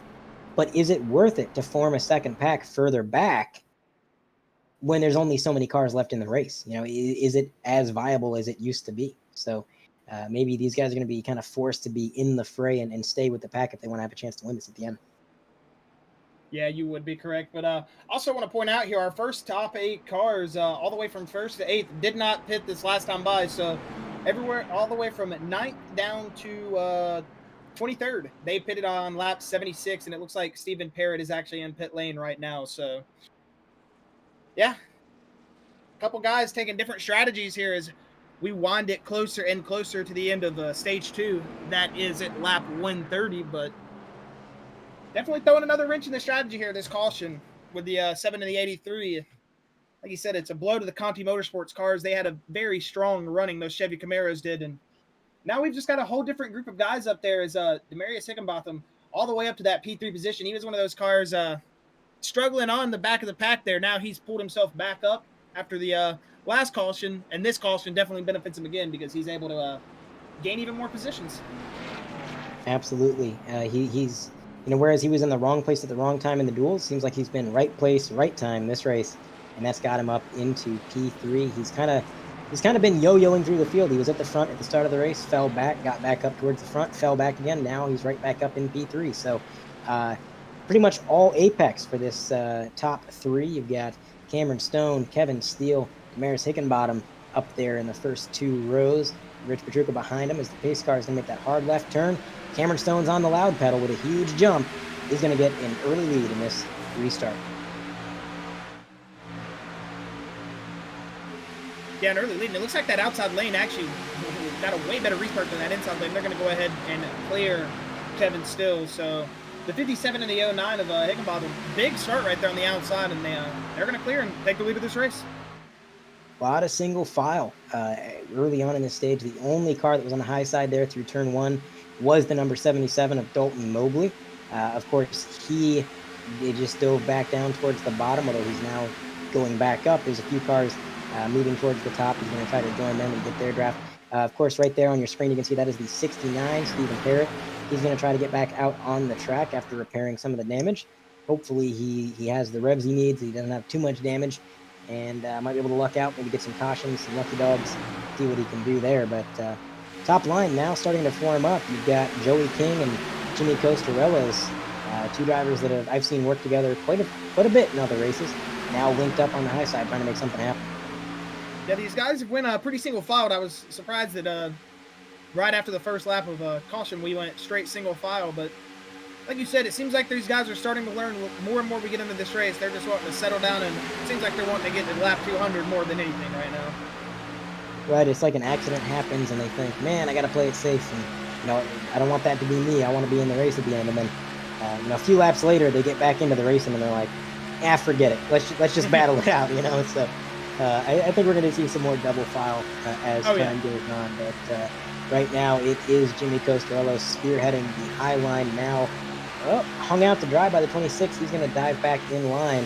That's going to make pretty much the entire lead pack single file. Looking back through the field, the next car on the outside lane is nearly 5 seconds back. It's Jonathan Delaney getting around Ryan McDaniel on the high side. Now tucking into the draft of that 16 car. Ahead of him is Ryan Samuelson at 16. So one large lead pack and then a smaller pack behind them with some of the damaged cars or a little bit slower cars that were unable to stay within the draft. But a lot of single file action is now. Looks like our second place car, Damaris Hickenbottom. He's going to jump to the outside lane, and now he's dropping back. He's going to put it in reverse because he's going to be backing up a couple of spots right here. I'm not sure what was happening. Maybe he thought his other teammate was going to go with him in the 24, and maybe he just wants to pull up on that outside line and just kind of hang out. Who knows? Yeah, it was an interesting move. He did just tuck in beneath his Apex teammate there. It's going to be the 53, Preston McFray. So maybe a bit of a strategy call. Maybe he didn't want to be up front. Seems like a lot of the accidents have started towards the front of the field, so it could be a strategy call. And being a little bit further back, we're going to have to wait and see. Looking at Dan Fields here, he hasn't really been up front much tonight, but he has missed a few big wrecks, sometimes just barely, and that's kind of moved him up the field little by little. Right now running P6, which I believe is the furthest up the grid he's been all night long, probably eyeing up these cars in front of him, trying to figure out when the opportunity is going to present itself to make some moves. Dan Fields is he's a good driver. He just tends to have some really bad luck, and things happen around him, and it's almost always wrong place, wrong time. So to see him avoid the accidents we've had and run P6, I'm happy for him. So let's see what he can do with that. Is now Damaris Hickenbottom jumping back out to the high side again, trying to make it happen. He got a little run, now falling back again. Yeah, I was thinking he was going to jump out with his other teammate there, but he looks like he's just going to file back in line and go single file again. But looks like they're going to keep pulling out, pull back in. Who knows? They haven't made their mind up yet. They're still trying to figure out if they want to go into the high line or the inside line. But it looks like we got some high line takers. They're going to jump back to the inside, though. And we see the 27 and the 11. They went to the high side, but maybe 11 just trying to fake the 27 out so he can get under him and get that P3 position for himself. Man, a lot of indecision in this lead pack, Josh. We got cars going high, going low, going high. It's like they don't know where they want to be, but I think for the high line to work, they're going to have to be committed to it. You can't have your cake and eat it too. You can't jump out and get a run and then just dive back down. You kind of have to stay up there, maybe take a hit early on and fall back like Damaris Hickenbottom did, in the hopes that more cars join you and you regain that ground that you gave up. It's kind of like a give and take situation anytime you're trying to make the high line work. And now I think we're seeing a little bit more commitment. Maris Hickenbottom is going to get a pretty good run up to the 26 car. Joey King piloting that machine. And he's going to dip back down. Maris Hickenbottom back to the bottom. So still a little bit of indecision. But I'll tell you where there is not any indecision, Josh. That is in the 27 car. He jumped out to the high line about a lap ago, and he stayed there. And it's working for him. He's getting a huge run, moving up into P2 on the outside of Kevin Steele. Yeah, as we ride on board with that 11 there, he was giving a big shove down the backstretch to the 27. It was a big shove. I mean, these guys are really trying to make that outside lane work. So we'll see how it comes with these next couple of laps. I mean, speaking on back about the indecision, you can't have a lot of that here at these super speedways. If you start swerving around too much, that's where we see these big wrecks happen. So hopefully these guys stay committed, keep the pedal down, and keep it going. This is starting to look good here as we see the 11 going to hop back inside right there. 27 is going to squeeze him way back in too. So looks like they tried to make that high line work, not getting the success they wanted so far, and they're just going to hop back in and maybe find a remedy for that. I don't know about you, Josh, but I tensed up quite a bit when that 27 tucked low. Yeah. There wasn't much space to work with there, and he made it work. But man, that was close. The 26 still trying to rock that outside line. He is spearheading the outside right now with the help of the number 8 machine. I'll tell you what, RJ Root in that orange number 8 car. We haven't talked about him much tonight, but he has been absolutely a foundation of the top line tonight. Like every time somebody jumps out to the high line, he's there to help him. He's run the high line by himself, waiting for other people to join. And it hasn't really gotten to the front yet. But like we talked about earlier, Josh, that's building trust. I think a lot of these drivers see what the 8 car has done, what RJ Root has been doing in that car and how he's been driving.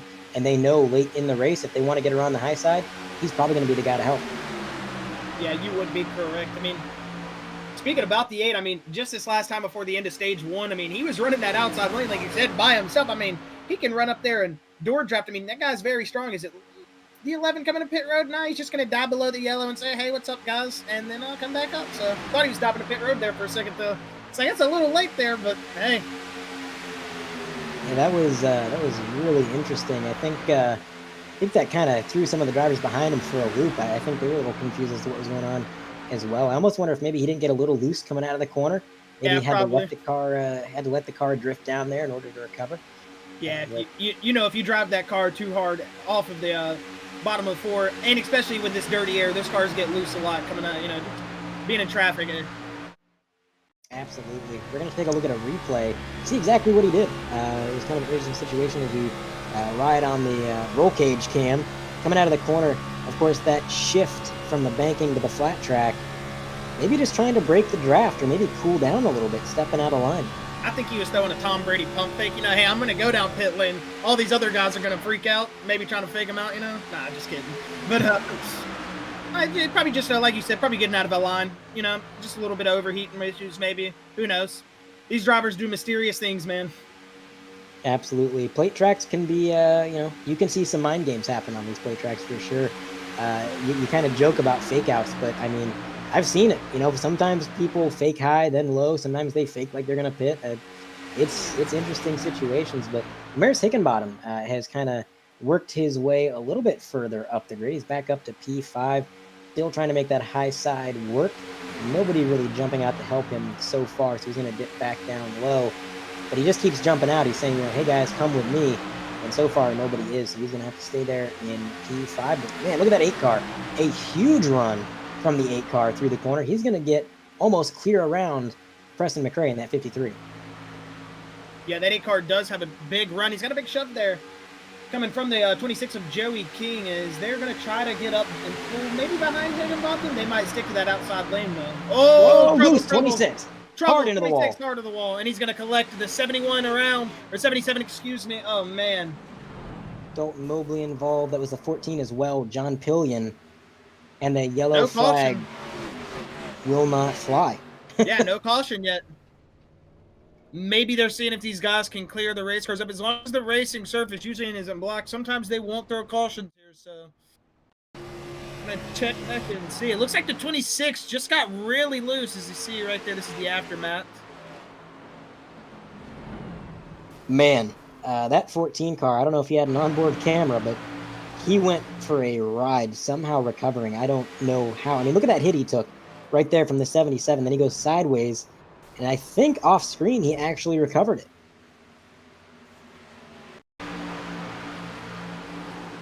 Yes, I Taking think it another look. was, yeah, the 14. There he goes, big hit there, counter steering, and he saved it. Wow. You don't see that every day. Yeah, I hope he was wearing his brown racing suit because there's going to be some stains in those. Oh, man. And no yellow flag still. So they have opted to keep it green. The admins have decided that everybody got cleared out. There's no reason to throw a caution flag. And I mean, we're going to stay racing. So interesting decision. I think, with these plate tracks, it's frustrating as a driver to get involved in something like that and not get a yellow. But with these plate tracks being as big as they are, it isn't really much of a hazard to the drivers that are still racing if they can get cleared out. I mean, there's plenty of room to maneuver and get yourself back to pit road, and for the other guys to stay out of your way and be clear of you. So it's frustrating for the drivers, but it's understandable from a race control perspective for sure. Yeah, with the track being so big, it's so easy to get everything cleared up. As long as they're not a danger to the racing surface and the people on the racing surface, then we should keep things green. So, like you said, you hate to see it if you're a driver, but you love to see it if you're me because, sometimes I don't like them cautions. I like to let them just keep going, keep running them green flag laps down. You guys are racing hard right now, and they're going to go too wide here soon. I'm feeling it. They're starting to get bored running single file here soon. Right. I mean, if we can squeeze in as much racing as possible, I'm all for it. So very understandable from a race control perspective. And RJ Root now up into P5. And correct me if I'm wrong, but I believe that's the furthest up the grid that orange number 8 has been all night long. And it seems like he was kind of riding about midfield towards the tail end of the lead pack all night long, and then got a little bit hungry for it. He started making moves. Of course, got a lot of help from that 26 before the incident, and got a huge shot past some cars, got ahead of Daniel Fields, got ahead of Damaris Hickenbottom, now riding comfortably on the bottom in P5. But don't look now, here comes that black number 09, that Dale Earnhardt throwback that all of Apex is rocking. He is going to rock it on the outside, and look at that, 8 car going to join him. Yeah, and the 8 is actually our biggest gainer right now. He's up 24 spots in his initial grid, so making up a lot of room. He's definitely putting down one heck of a race right now. Willing that number 8 car around the track. Absolutely. And again, I'm also looking at that bright blue number 66. He's been really patient all night long. I feel like I haven't seen Dan Fields make very many overtakes. He hasn't been making any crazy abrupt moves, but that patience is paying off. It looks like he's up into P6, which is not a bad place to be. I mean, that's the catbird seat. If anything happens to the leaders, you're right there. So that patience and that sort of methodical racing style that Dan Fields can sometimes have, it's paying off for him as the leaders are now lapping that number 217. That's Jack Durham, who was involved in that incident early on. And now cars to pit road, a couple of Apex cars. Yeah, I was going to say maybe we see them pit this time by or next time by. And I was going to say it. They dive down pit road. Don't even allow me to call it out. So, yeah, Cameron Stone, Kevin Steele, Demarius Higginbotham, Preston McRae, and Brandon Pierce are going to be the guys on pit road this time by, as we ride on board with our new leader, 27, Rich Petrucco.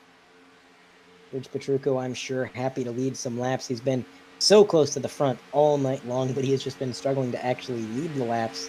It seems like he just gets so close, but every time it's no cigar. But it's going to be textbook stops for Team Apex. It's going to be Cameron Stone, Damaris Hickenbottom, Kevin Steele out and away. Doesn't seem like any penalties to any of them. So pretty much good to go on that front. Now, your current leader. Whoa! Rich Petrucco way squirrely getting into pit road. Oh, he saved it. That's got to be a speeding penalty, though, I think, Josh. He might have been speeding. I'm not sure. I was trying to look at his speed at the last second, but I didn't catch it. He might have been speeding, though, definitely, as we... oh, yeah, he's wrecking into his pit box. He overshot it, as you see RJ Root out on the track by himself. You'd think this is Chicagoland. He's just out there driving by himself. Yeah, that was a rough pit entry on all fronts. I think everything that can go wrong with a pit sequence kind of went wrong there. Unfortunate for Rich Petrucco, as like I said, he's been so close to the front all night long. Definitely been a player in this race pretty much the entirety of the time we've been racing. But now he is going to fall way behind. You can see there goes Cameron Stone around the 27, and that is the difference right there. Cameron Stone up to speed, continuing to power down the back straightaways. Rich Petrucco still just getting up to speed, losing a ton of time. Now Dan Fields is going to get overtaken by the 57. He's going to fall back a little bit. So it was a great stop for Team Apex. They definitely gained some time on the cars behind. That indeed, as we ride on board with our new leader now, Bryce Hoffman. We see him leading the pack of Bryson Higginbach and Jonathan Delaney. So yeah, these guys haven't came down pit road all the way down to 10th place. Still haven't pitted since lap 76. So these guys are the latest on the track to come to pit road. We'll see when they decide to come to pit road. Doesn't seem like they're checking up yet. So they should have a couple more laps behind them before we see these guys dropping into the lane. Absolutely, and I can see why they'd want to maybe wait it out and possibly just stay out as long as they can. I mean, they've been drafting together. They got to be relatively decent on fuel mileage with how they've been working together. Bryce Hoffman in that 21 car leading the way. I know for Team LMM, the plan was to have Mason Lowry in that 56 lead the pack that they were going to form up in.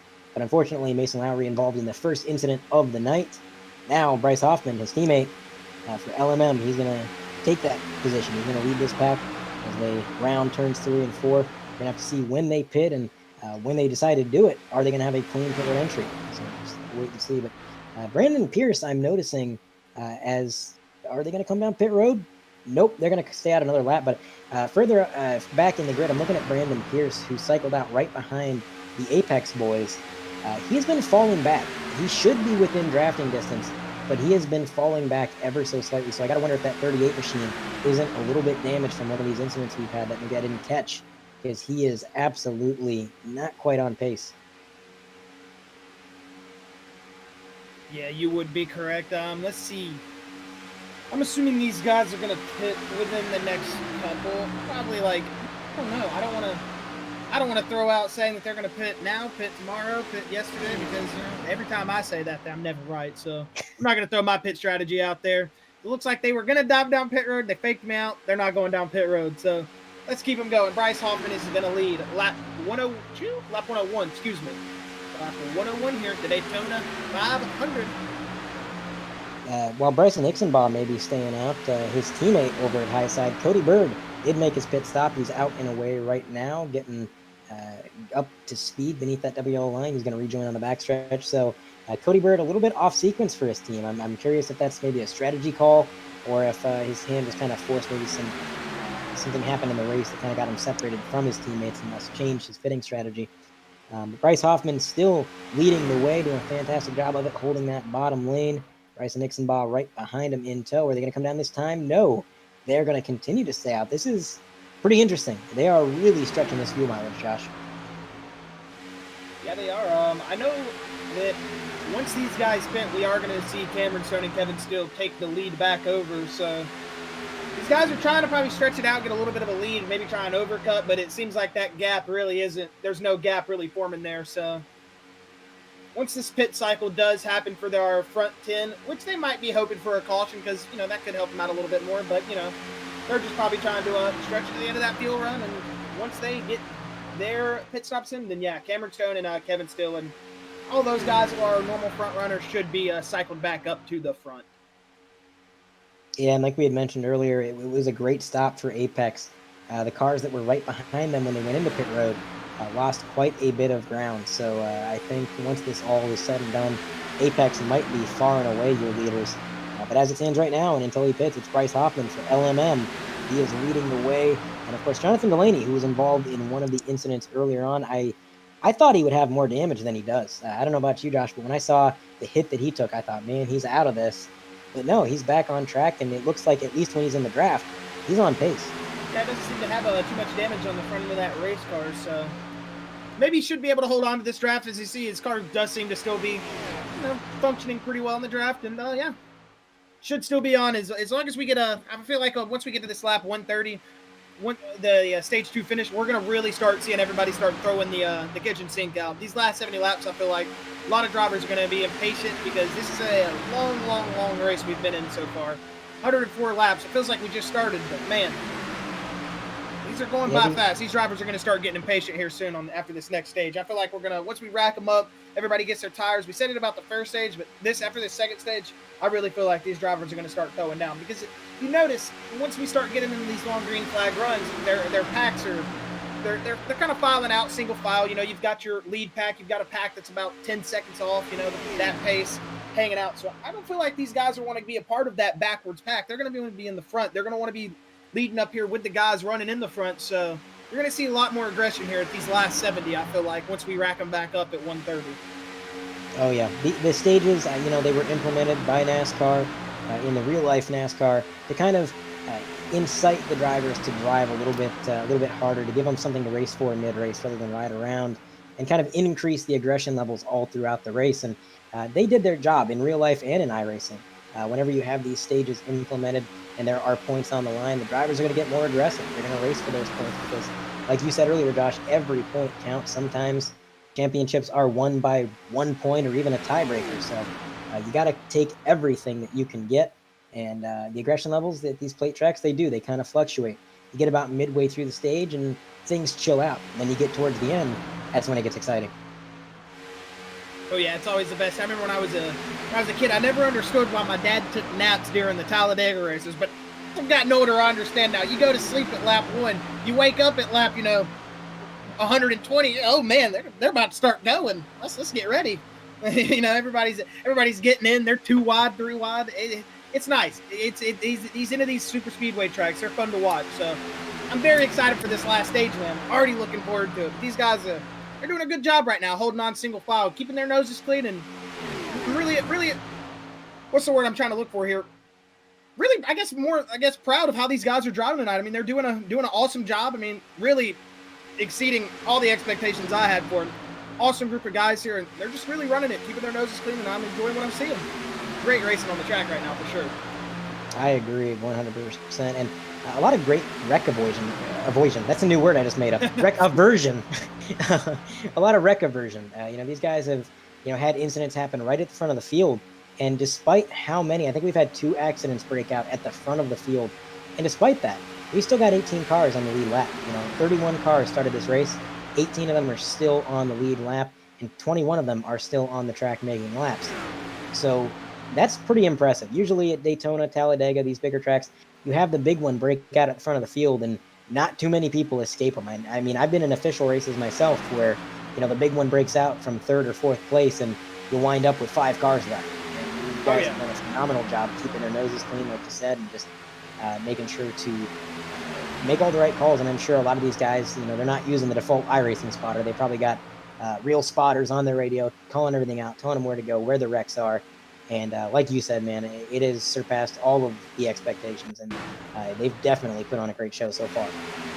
And yeah, what I like to see is, not a lot of people really think when you see iRacing, when you see virtual racing or anything like that, a lot of these guys think, oh, they're just hopped on a controller playing, some stupid console video game. No, a lot of these guys, some of them have hundreds, thousands of dollars in their setups for their computer, just their monitors, some even their sim setups, their pedals, everything. These guys take this very, very seriously. So it's nice to see strategy play out in iRacing like this. Really, when you're coming down to a 500-mile race, when you got 200 laps, and you're not worried about just trying to get out front in the first 20 and win it. It's nice to be on the other end of the spectrum with these 100% races. These guys really have a lot of strategy, really have a lot of effort, a lot of practice, like we were talking about earlier, goes into these events. To be able to drive these race cars for 200 laps, 500 miles is a really long time. Think about going and driving 500 miles down the road. These guys are doing that. There might not be actually doing it, but they are. It's a lot more demanding than people think it is on sim racing, and I enjoy it. This is very awesome to see these guys really putting out a strategy-based battle here, really late here at this Daytona 500. Sim racing can definitely be exhausting, and like you said, a lot of viewers at home they think it's just a video game, like playing NASCAR Thunder 2005 or whatever. Yeah. No, this is definitely a lot more than that. Last time I ran a race at a plate track, I used paddles on the back of the steering wheel for throttle and brake, and when I went to come into pit, I was thinking, man, I don't know how I'm gonna get into this pit road because my hand is too cramped to even brake. So it is rough, and these guys they take it super seriously. Cameron Stone, the defending champion, I'm good friends with him. We run a podcast together, and as the leaders come into pit, Bryce Hoffman, he's gonna get on the brakes. He's locking him up, sliding into pit road. I think he got it down to speed. Hopefully, he got it down to speed. That's my driver for my team. And Bryce Hoffman noses it into the wall.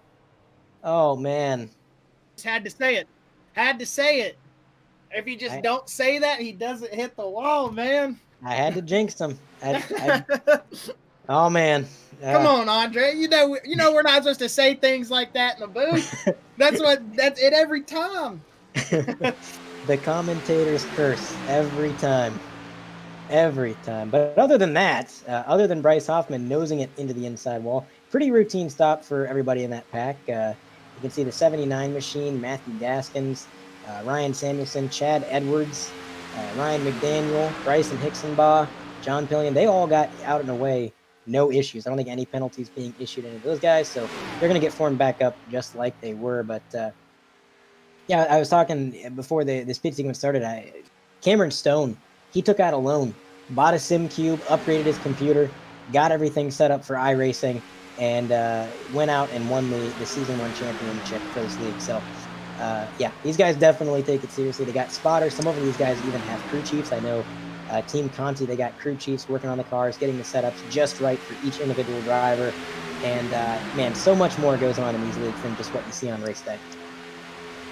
Yeah, for sure. And that's what brings the pageantry. That's what brings a lot of the emotion out of these drivers. You see, these guys really do want to win it. They're just not here to have fun. And yeah, they are here to put on a show and have fun, but they're not here for that only. They are here to win this. A lot of these guys, not all of them, but some of them have, some racing backgrounds. Some of them have sports backgrounds or some type of competitive nature that makes them want to get in these virtual race cars, man, and just wheel them at 200 miles an hour for upwards to 3 hours sometimes. So props to these guys because they are definitely out there doing one heck of a job tonight.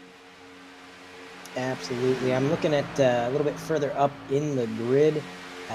Daniel Fields has been running P8 for the last few laps. I don't think everything has quite cycled out yet entirely. There's a lot of kind of mix-up, I believe, through the field. This cycle really got everything jumbled up. But still, he's running consistently. He's in the top 10. And actually looks like, yeah, he's up into 8th. And if he can keep this up, if he can keep this consistency up, it's going to be a good day for Dan Fields. And I know he's been looking forward to this race. And after some of the bad races that he had, unfortunate incidents in the last season, he kind of was coming into this season with something to prove. And as far as I'm concerned, he has proved that he definitely earned his worth. I mean, he's been running great all night long. And, Rich Petrucco ahead of him. Looks like he's linked up with Preston McRae, who seems to be separated from the rest of Apex. So we're going to have to see where he sorts out. And, of course, speaking of Apex, remember, Josh, I said I think they're going to be far and away the leaders. It is a huge seconds. gap. Yeah. Yeah. 14-second gap on the first 3 cars. These guys definitely look like they're going to be the only ones racing for the stage win right now. And not far to go in this stage either, Josh. We're on lap 115. I believe the stage is going to come up at about lap 130. So definitely not much racing to go and a huge gap. I'm not sure these guys behind are going to be able to catch him. Yeah, and I know we were talking about the skill and all the work that goes into driving these things, but I just want to point out one more thing. These guys have a 13 times incident limit. That is insane. If you ever drive a road course on iRacing, you know that if you drive anything over 30 minutes on a road course race, sometimes you can come out of there with like a 15 times from off tracks and stuff. So these guys are driving with a 13 times incident rating. I know it's an oval. You don't get as much off tracks, but just think some of these big bumps can give you 4 times. So these guys are really having to be on the limit with their driving aggression tonight. Absolutely. That incident limit is going to be something that they got to pay attention to for sure. And you mentioned if you bump draft too hard, you get 4X. And that is absolutely true. I've had that happen in official races, and then I've been pulling my hair out thinking, why did I lose safety rating for that? But that's how the simulator works. So these guys got to be on the ball. And in the duels, it was all the way down to an 8 times incident limit.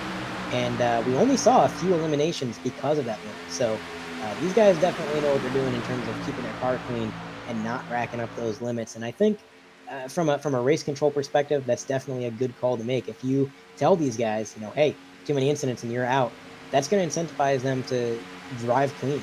It's not going to make them less aggressive. It's not going to make them want to win less, but it is going to make them drive smarter. And I think when it comes to these plate tracks, you have to drive smart. You have to analyze everything around you, and you got to weigh the risk versus reward for every move that you can make. And some of the drivers are better than that.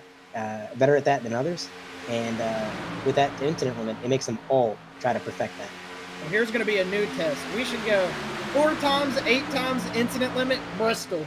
That's all I'm saying. Now let's see how many drivers end on the lead lap.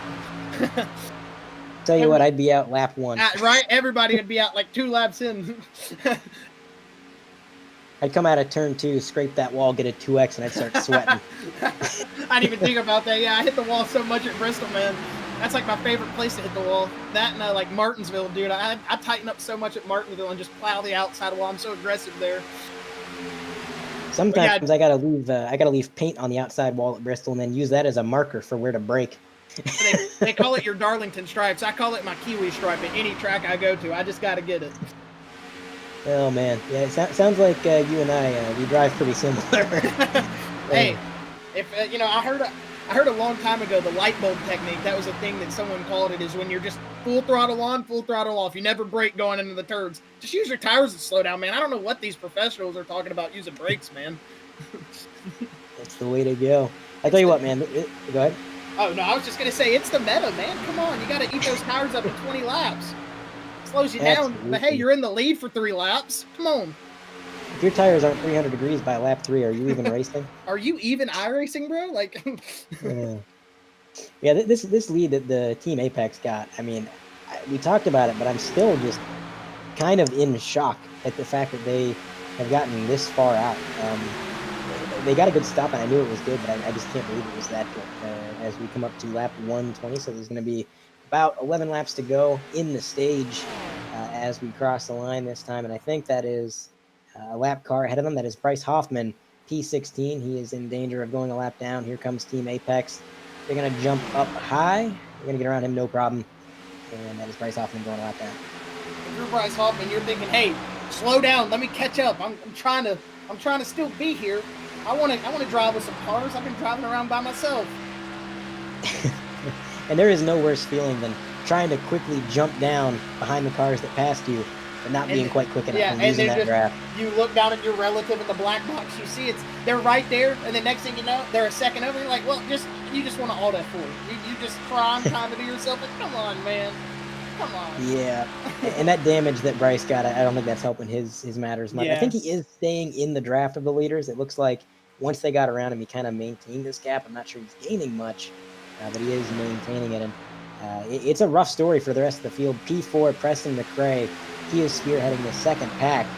I don't know if we can even call it the second pack. It's more like the pack because the other pack is 3 cars leading the way. So Rich Petrucco behind Preston McRae. He's going to stay on the bottom. Of course, Daniel Fields back in 8th. And a little bit of a high line maybe starting to form. You got that orange number 8, gray number 38. That is going to be Brandon Pierce spearheading the outside lane, but not too many drivers going with them. Maybe not too much reason to go to the high side. I mean, when the leaders are 10 seconds plus out, I mean, how much are you really going to accomplish on that high side? Yeah, if I'm the guys in that backpack that's almost 20 second back from the leader, I'd be in driver chat right now saying, if you're going to the outside, we're going to have a problem after this race. I'm trying to get back up here. Single file behind us, and let's go. Right. I mean, you got to think 5 cars, 6 cars would be better than 3 if they would stay in line. But, you know, it goes back to what we were talking about earlier. There's just a lot of aggression. Yeah. These guys want every point, every position, and they're not really thinking about those lead 3 cars. They're thinking about those 5 cars ahead of them. You know, those cars are all a point. Yeah, and that just shows you there's always a race inside the race. You don't think about it, but there is. So, you always think about the first 3, the first 4 guys, but then you don't realize, hey, there's guys back there racing for 12th, 20th sometimes. I mean, it means just as much that one position at the end of the race than it does anything to some of these guys. Absolutely, and that's one of the things I love about NASCAR and stock car racing in general. You got so many cars in such a confined space. Always going to be a battle somewhere, and like you said, it means everything to these drivers. It doesn't matter if they're racing for first. It doesn't matter if they're racing for 20th. They got to get those points. It absolutely matters in a season-long format, and even in the playoff format, getting these stage points. And all of these drivers in the second pack are going to get stage points. I mean, the only question is, because Daniel Fields there is in P9, so that's going to be almost the tail end of the stage point awards. The only question is, how many points do they get? You know, do they shoot up and try to pass some of these guys and maybe get 5 stage points, or do they stick around in the back and get 1 or 2? So they're fighting for it, for sure. Yeah, and if our front 3 in those Dale Earnhardt tribute cars know anything about Daytona, it's don't look ahead right now, because you might be thinking you're going to win this thing, but if Dale Earnhardt knows anything about Daytona, it's 20 years of trying. It's a hard track.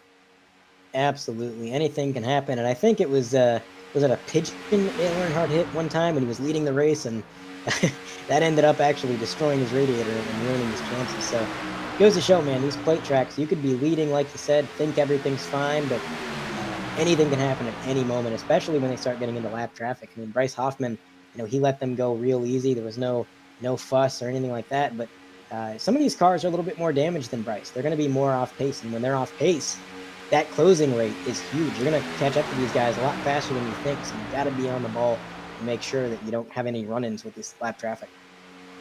Yeah, you would be correct. They're kind of got it in turtle mode while everybody else is in rabbit, just flying past them. So when you get up on those lapped cars, with it only being 3 cars right now, once the other pack starts catching up, that backpack we're focused on right now, I mean, those guys might have a little bit of trouble with lap traffic, but our leaders right now, they have been lined up single file since we've last talked about them, and they've just been pulling away, now up to a 20-second gap on that backpack. And Team Apex, they came into this season and they called themselves the Dynasty Killers because, Team Highside, they won 15 races last season with just Bryce Nixonbaugh. And they said that they were called Dynasty Side instead of Highside. Well, now Apex is going to be the Dynasty Killers, and they're definitely making a run at it. I mean, with the championship last season, despite maybe not having the most wins, and now 1, 2, 3 running away from the pack at Daytona for the 500.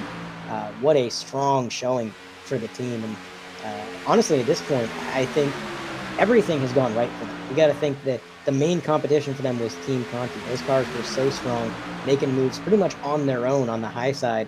But all of those cars involved in one thing or another, and they've been pretty much all but eliminated. And that pretty much leaves Apex out to try and run wild.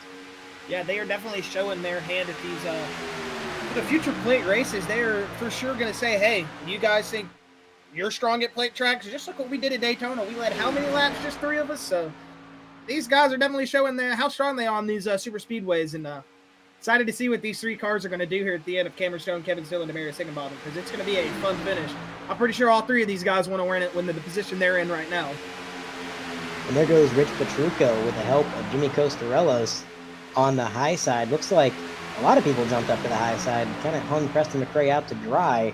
So he's going to fall back a little bit, but then with a run coming out of the corner, he's going to try to stay door-to-door with the 11. The 11 weaving a little bit there. I think maybe the 8 is kind of getting him loose by taking air off that spoiler, which is something you definitely got to be careful of. So a little bit squirrely, but that high line making up ground.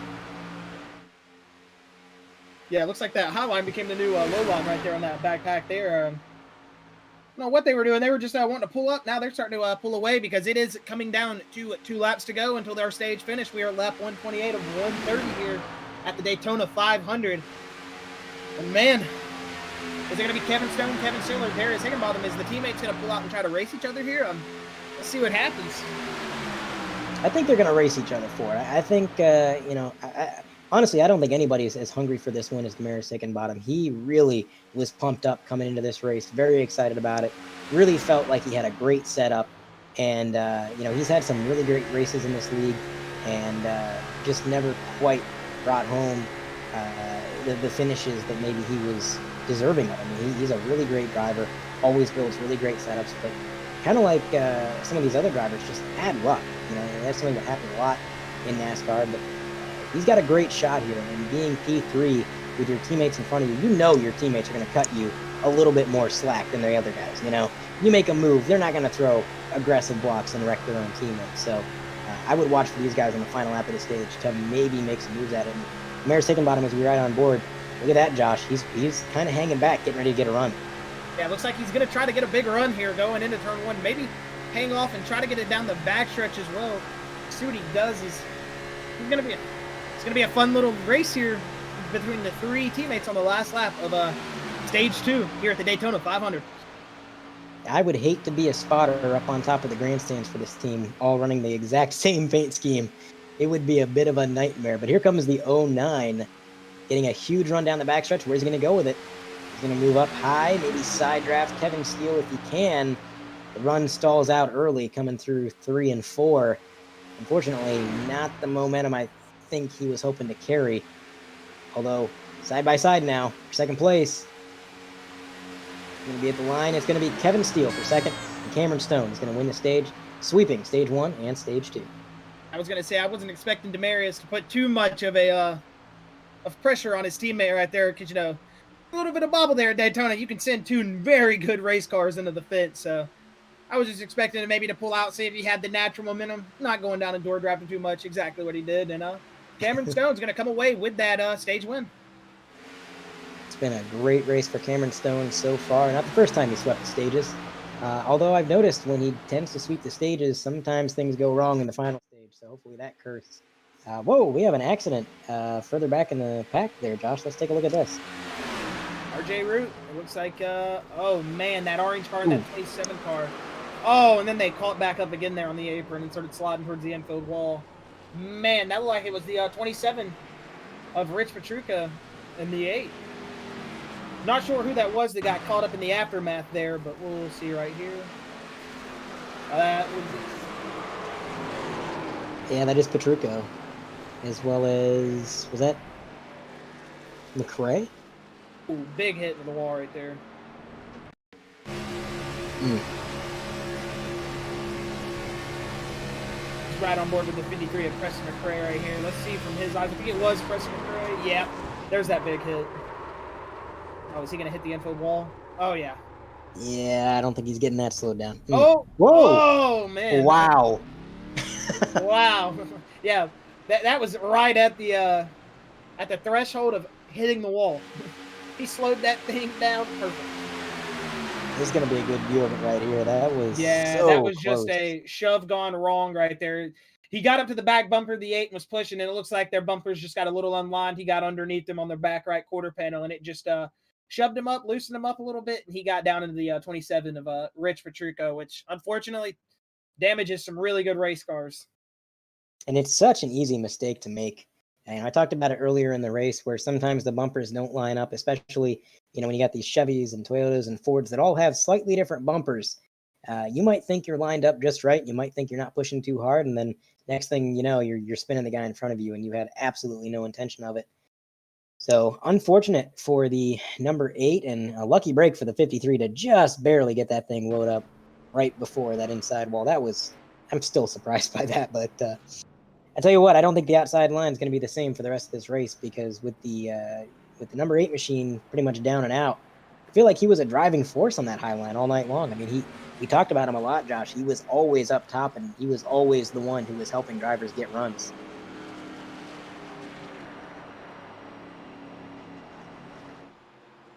All right, we can. You want to bring in the number 8? No, is that what you said? Oh, Kevin, sorry. Cameron Stone. Cameron Yeah, Stone, we'll bring him in, and you're all right. I don't know why I said his name. I was just thinking about him. Cameron Stone, you got a copy? Yes, sir. All right. Well, you won stage 1. You won stage 2. We forgot to interview you for stage 1, so sorry about that. I heard y'all pull me in here. I just didn't have a push to talk set up. So. Yeah, that was after stage 1. We still forgot. But tell you what, how's the car feeling? Because it looks like you and the rest of Team Apex, you got it figured out. I mean, you came down pit road. You came out 20 seconds ahead of anybody else. That was absolutely absurd. So how's that car feeling? These cars are really good, man. Straight line speed. It's not the fastest set that we've actually built to get ready for this race, but it's a lot more stable than the others. So, you put a couple of these cars in the line together and they just take off. So really the only cars in the race that we've seen that could keep up with us are the Conti guys, and they're all gone now. So if we can keep them all together, I think one of us is going to end up in victory lane.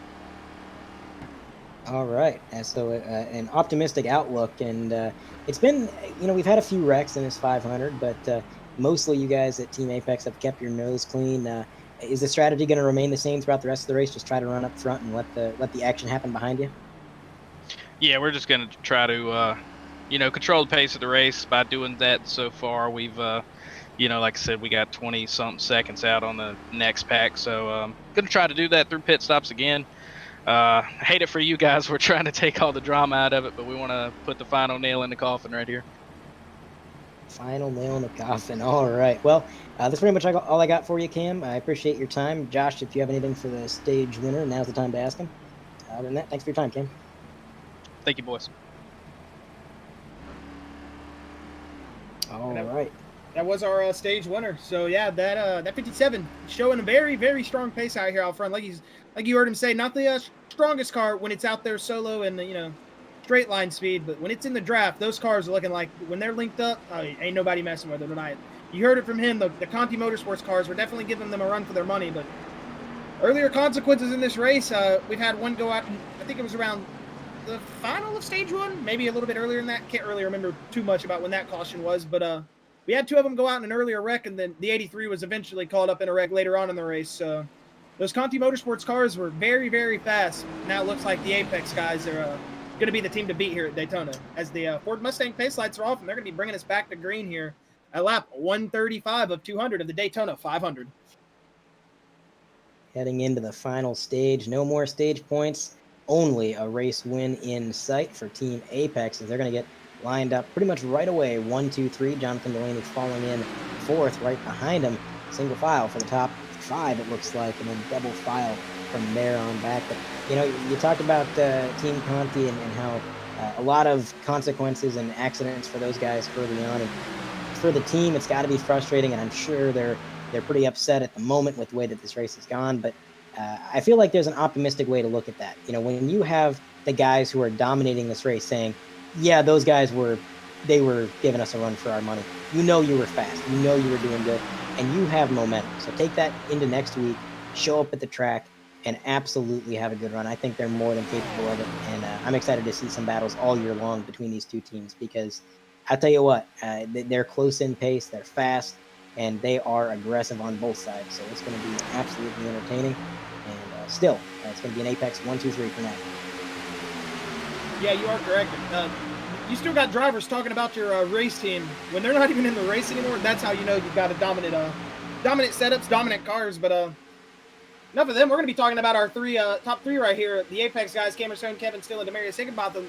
They were our leaders before this stage. Cameron Stone is our two-time stage winner here right now, or not two-time, excuse me, but double stage winner. He's swept both the stages.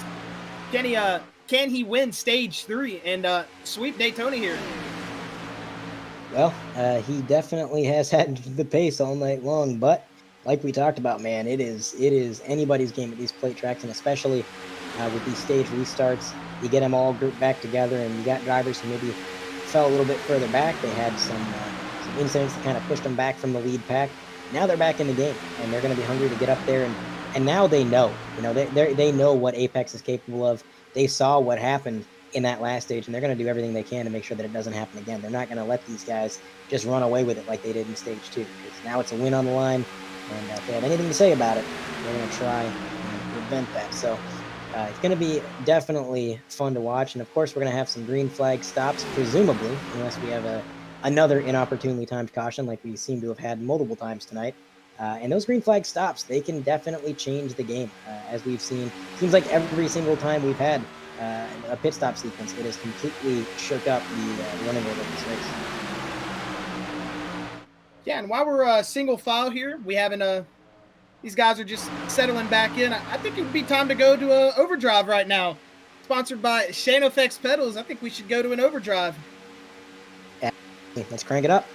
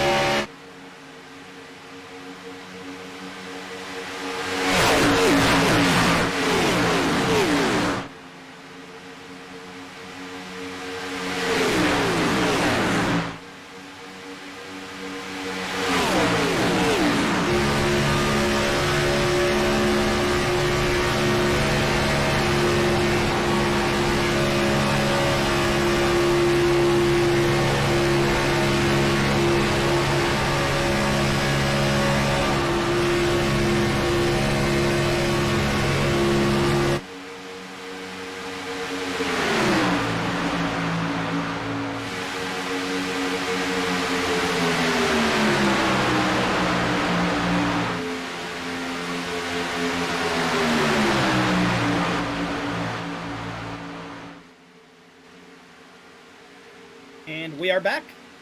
That overdrive sponsored by Shadow Effects Pedal. Glad you were, hope you guys enjoyed that. You know, we like to call that the overdrive, or, you know, as you guys like to call it, the shut 'em up. So, who knows? We got a lead Maybe. change. Looks like the number 4, sorry to cut you off there, but the number 4 and the number 63 got a huge run on the outside on Team Apex, but now the 57 charging back on the bottom. They are trading this lead off back and forth up front. So this is where it's starting to get a little bit dicey here. Lap 144 as we come around. Chad Edwards is going to be the new leader for that lap. He's looking to clear, maybe try to shut down in front of the 51, or 57, excuse me. But it looks like he's not going to. Going to stick up in that high side with the 63. But they're getting a little aggressive with those shoves. They need to be careful pushing in those turns, or we're going to see a big wreck here soon. You are 100% correct. That was a little bit aggressive. The number 4 got sideways in the corner. A little bit too big of a shove, I think. Luckily, he was able to correct that and get that number 4 back out front. Now he's going to dip down to the bottom lane. He's going to block that 57 from getting back up front, although I think he's going to be expecting a pretty big punt right here. A little bit of a shove coming out of the corner sideways. He's going to lose a little bit of grip. The 57 moving high. The question is, now, what does Team Apex do? They're split up. You got 1 on the high side. You got 2 down low. Some separation for the first time in a while for Team Apex. And a lap car up ahead to shake things up even more. I would expect this lap car to drop to the apron here down the backstretch, but these guys are starting to get very, very racy. Yeah, he dipped down. Perfect timing. Perfect timing there by the lap car. Man, that 4 car is just getting a big run. That 57 said, hey, I'm going back to the outside, and I'm going to clear you. He's right back out to the lead if he wants to drop in front of the 4 car right now. And he could drop down. You're right. I think he's going to stay up high. Bryson Hixenbaugh, you know, it's always good to have that 63 pushing you. Bryson, a very capable driver. So, I mean, if you got him pushing you, it's nothing to really throw away. But it's a difficult decision to make. What lane do you block? What lane is a little bit more strong? So, I know Cameron Stone has a live spotter. He's not using the iRacing spotter. I'm sure that spotter is relaying to him, you know, hey, bottom lane's getting a run, top lane's getting a run. Here's where you should go. Now, 4 car on the bottom, he's getting a huge run with the help of the 09 Amaris Hickenbottom. Not going to be enough, though. That outside line is really moving. Yeah, I was going to say, these last lap and a half, it looks like the 09 is kind of been hanging off the number 4, maybe not trying to help him as we see the 57 and the 63 now drive back down in front of the 4. I was going to say, Demarius Higginbottom looks like he wasn't trying to help Chad Edwards, maybe so his teammate Cameron Stone can clear back in front of the lead. It is exactly what they've done. Is the 63 now maybe pulling out, trying to see if the 4 will go with him. He helped him up in the lead. Now see if the 4 will try to help the 63. Yeah, he's going to go ahead and pull out. Bryson Hixenbaugh and Cameron Stone involved in a late race crash in the championship race at Phoenix. Cameron Stone ultimately walking away with the trophy, and Bryson Hixenbaugh walking away a little bit bitter. These two have a bit of a rivalry going into this season. At first, I kind of thought it was maybe a playful rivalry, but now I'm thinking, you know, even though they're friends off the track, when they get on the track, I think this rivalry is a little bit more real than they let on. So I think these two are going to battle it out for everything their cars have. And I'm a little bit interested in the strategy call here by the 63, Josh, because Bryson was one of the drivers that was very dedicated to running in the back all race long. We saw him running in the second pack, a little bit further back from the rest of these guys, playing it safe. Now we're in the final stage. The laps are winding down, and now he's throwing caution to the wind. He is up front, duking it out for the lead for the first time.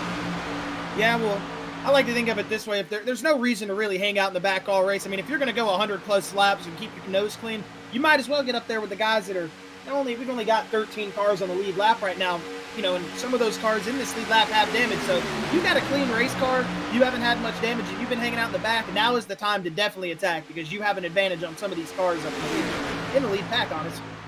I'm with you.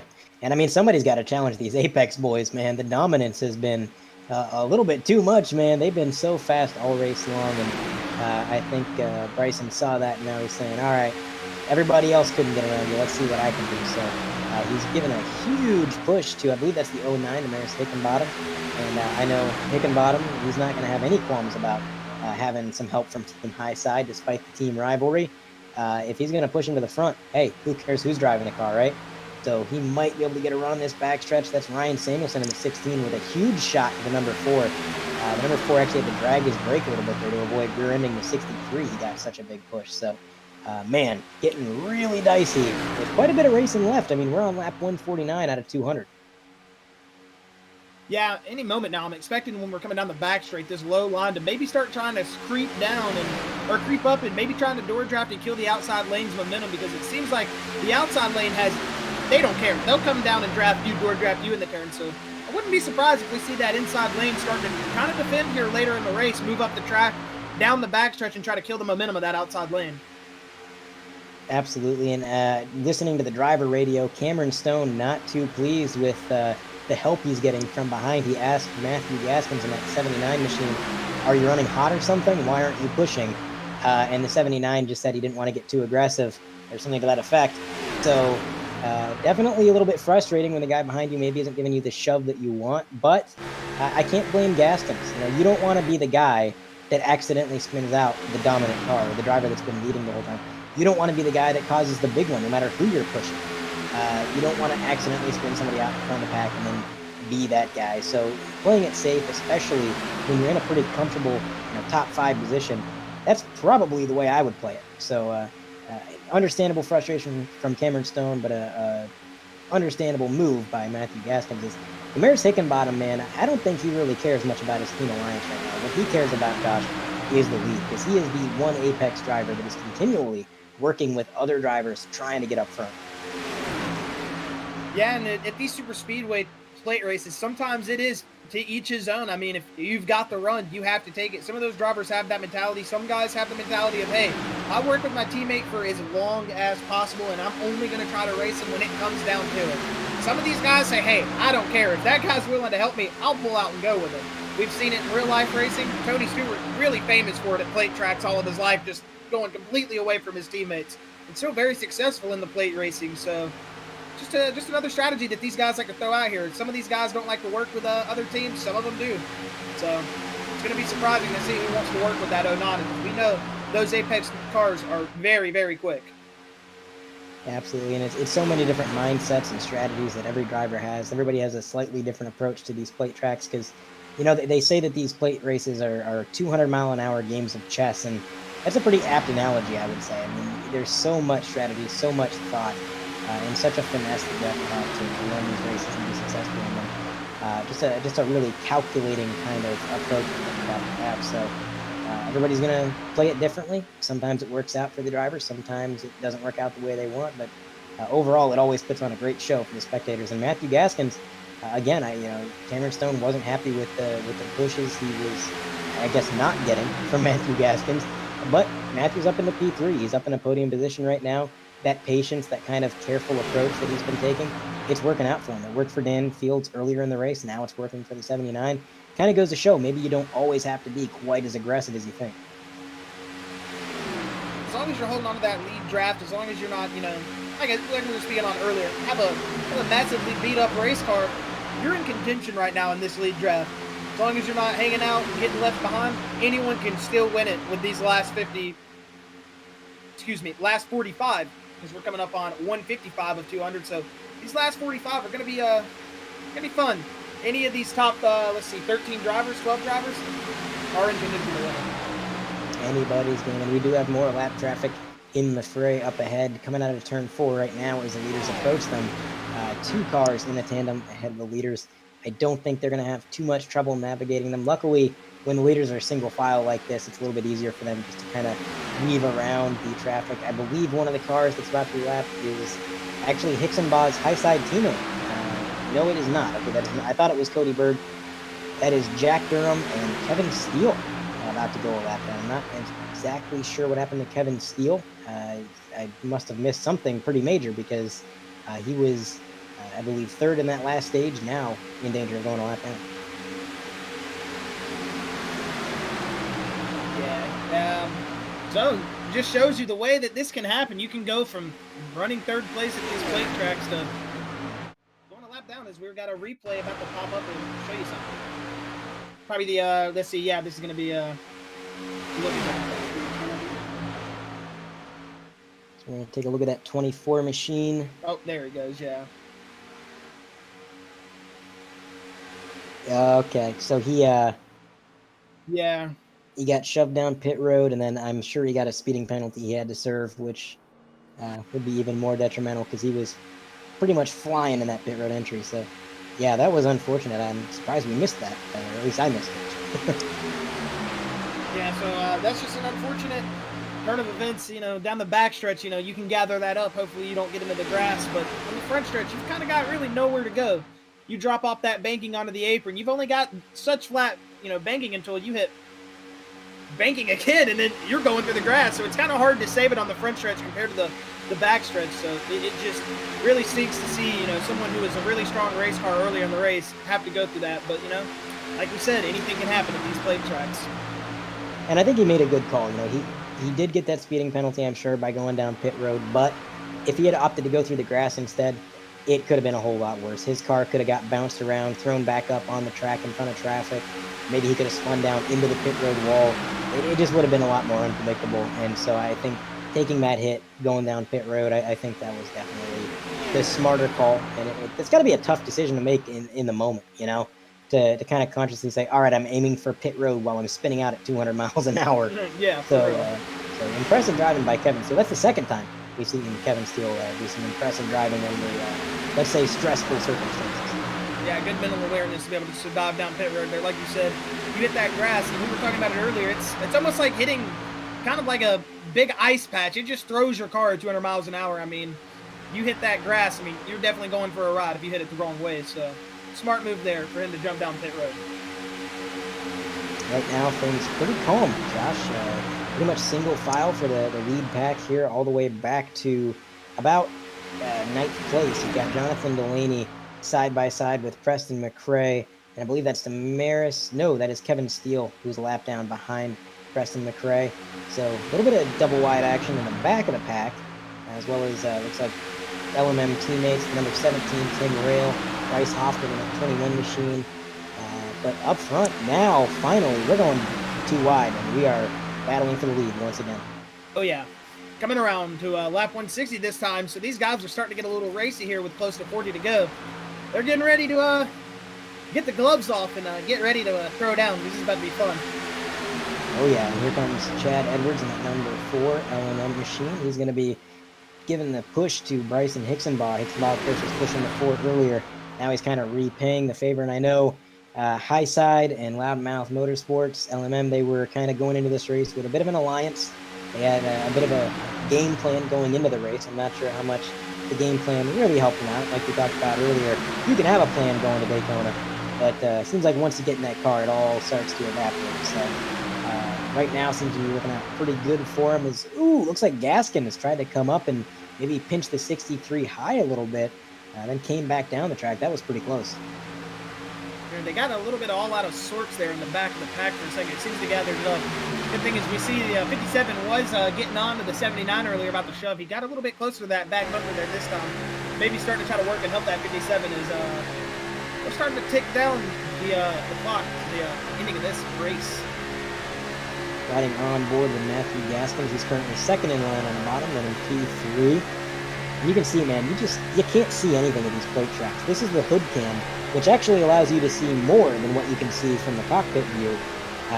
And still, you can't see hardly anything. So it kind of shows you what these drivers got to put up with as we go to the roll cage cam. You can see all he's got is a windshield full of bumper and spoiler. And he's kind of got to peek his nose out, see where the double yellow line is, and go based off of that. And that's just one of the other challenges that these plate tracks present is, these cars are so tall, so boxy, the vision is extremely limited. Oh, yeah. You are correct. Extremely limited is definitely the word to describe that. I mean, you got those big, tall, like Sony spoilers sitting off the back of these cars. I mean, it's hard to see past that, especially just one car. When you're 2 cars, 3 cars in the draft, you're in the spot where the 66 or say the number 9 is right now. Hey, it's not fun. It can definitely be challenging when you're the 4th, 3rd car in the pack, because those turns, they start to look weird when you're on the inside and got cars on the outside and you can't see really much in front of you. You don't know where to turn in sometimes, so it can be tricky here at these super speedways. Oh yeah, it can't be overstated how difficult it can be to hold the line at a super speedway with how sensitive the steering input is, and not being able to see where your car is exactly. When I make laps around Daytona, if I'm up front, I can hold the line perfectly. If I'm behind somebody, trying to draft me is like drafting a caterpillar, because I'm just back and forth, And it just shows the skill that these drivers have, and they're holding their line so well. I mean, you wouldn't even be able to tell these guys are in a pack if you were just looking, at their steering inputs and the way that they're maneuvering these cars. It's really impressive. And now contact between the contact, 4 yeah. and the Big 79. save. 3 Big wide save now. Big save from Gaskins there. Yeah, we were just talking about how well these guys can gather it up, and man, they showed it, because that was almost the big one right there. I bet the pucker factor was at about 75-80%, because that was almost close. We're gonna hop on board replay right here and see what happened. You see the 4, and it looked like the 79. The 79 starts washing up into the 4, and just probably the car getting tied off an exit, and man, the 4 could have went for a ride there. Really good gather by him. Really good gather by the 79. That could have been very bad. So lucky to still be green here. Yeah, I agree. You called it. That was a fantastic save, and maybe to the viewer at home that doesn't look like much, but when your car gets sent towards the outside wall, coming out of the corner like that, it can feel like you have nowhere to go, because really you don't. And so to be able to recover for the 4 car and the 79, both did some phenomenal driving right there. And luckily, it doesn't look like too much damage to either of them. They're staying in the draft as they now navigate a little bit more lap traffic. Brandon Pierce, Cody Bird, and that would appear to be Ryan McDaniel leading the lap cars there as they get passed up on the bottom. But man, a very close call, because if that had happened there, Josh, I mean, those guys are ahead of the whole field. So that could have been huge. Yeah, that would have definitely not been a fun one, because they were starting to get stacked up there. So as you see, that might have raised the hair on some of these guys' necks a little bit too much. They're going to file out single file here and maybe calm down a little bit and wait before they because I think we had one more green flag stop we got to run through here. So these guys are probably settling down. Once we get through this green flag stop, this next time they're probably going to crank it back up and start running hard again. Isn't it funny how that works, Josh? Every time we've seen an accident or a near accident, they go single file the next lap. You're right. It's like it scares some sense into them for a little bit, just for a little bit, and then they get back racing. But yeah, that definitely had to get the hair on their neck standing up. It's like the 4 cars kind of hanging back from the pack a little bit, and the 63, Bryson Hixenbaugh, he is definitely not hanging back. He is on the bumper of the 57, applying the pressure. And it's going to have to be perfect defense from that 57. The 63 is on the attack. I'm sure if the 57 washes up the track, if he makes one little mistake, if he leaves the door open just a little bit, then 63 is going to be on the attack. Yeah, that 63 is definitely playing the mirror game right now, making the 57 look at him, but not really doing much. I mean, he's definitely trying to put the pressure on him, but after what just happened, I feel like the 63 is definitely going to be the guy that tries to move to the high side here. I would feel like he would be the one to try to go, but I'm not sure. 79 just got loose when he was trying to work around everybody, so I would think he would try to be as cautious as he can be. I feel like the 63 is going to pull out, though, here soon. Maybe might do it here soon. I mean, these guys are starting to get big runs and stacked up here. Hey, it's in the team name, Team High Side. So maybe he is going to jump out. And I want to point out the paint scheme on that orange and green number 63. That is Hugger's Oranges, which was a fictional sponsor in the old EA NASCAR games. Bryson Hixenbaugh actually went through the effort of recreating those fictional logos by hand in order to get a high-quality PNG of them, because you go online, and, of course, the game was in, like, I think 360p or something like that, so really low quality. He recreated those by hand, 480p, correction. And he's got several of those old EA sponsors that he'll be running throughout the season, and I love them, man. They're some of my favorite paint schemes on the track, and just cool he went through all that effort, as now he's continuing to push the leader. And a little bit of separation now. Looks like Gaskins maybe holding back, trying to get a run there, Josh. Yeah, that 79 car, he was the one that was catching the heat in driver chat earlier for not pushing too much. So maybe he's not trying to push the aggression now, still holding back. It looks like he's peeking out a little bit, but not look like he's going to go anywhere. He's probably trying to hang out, keep that nose skin on that race car. We are coming to lap 169 this time, so.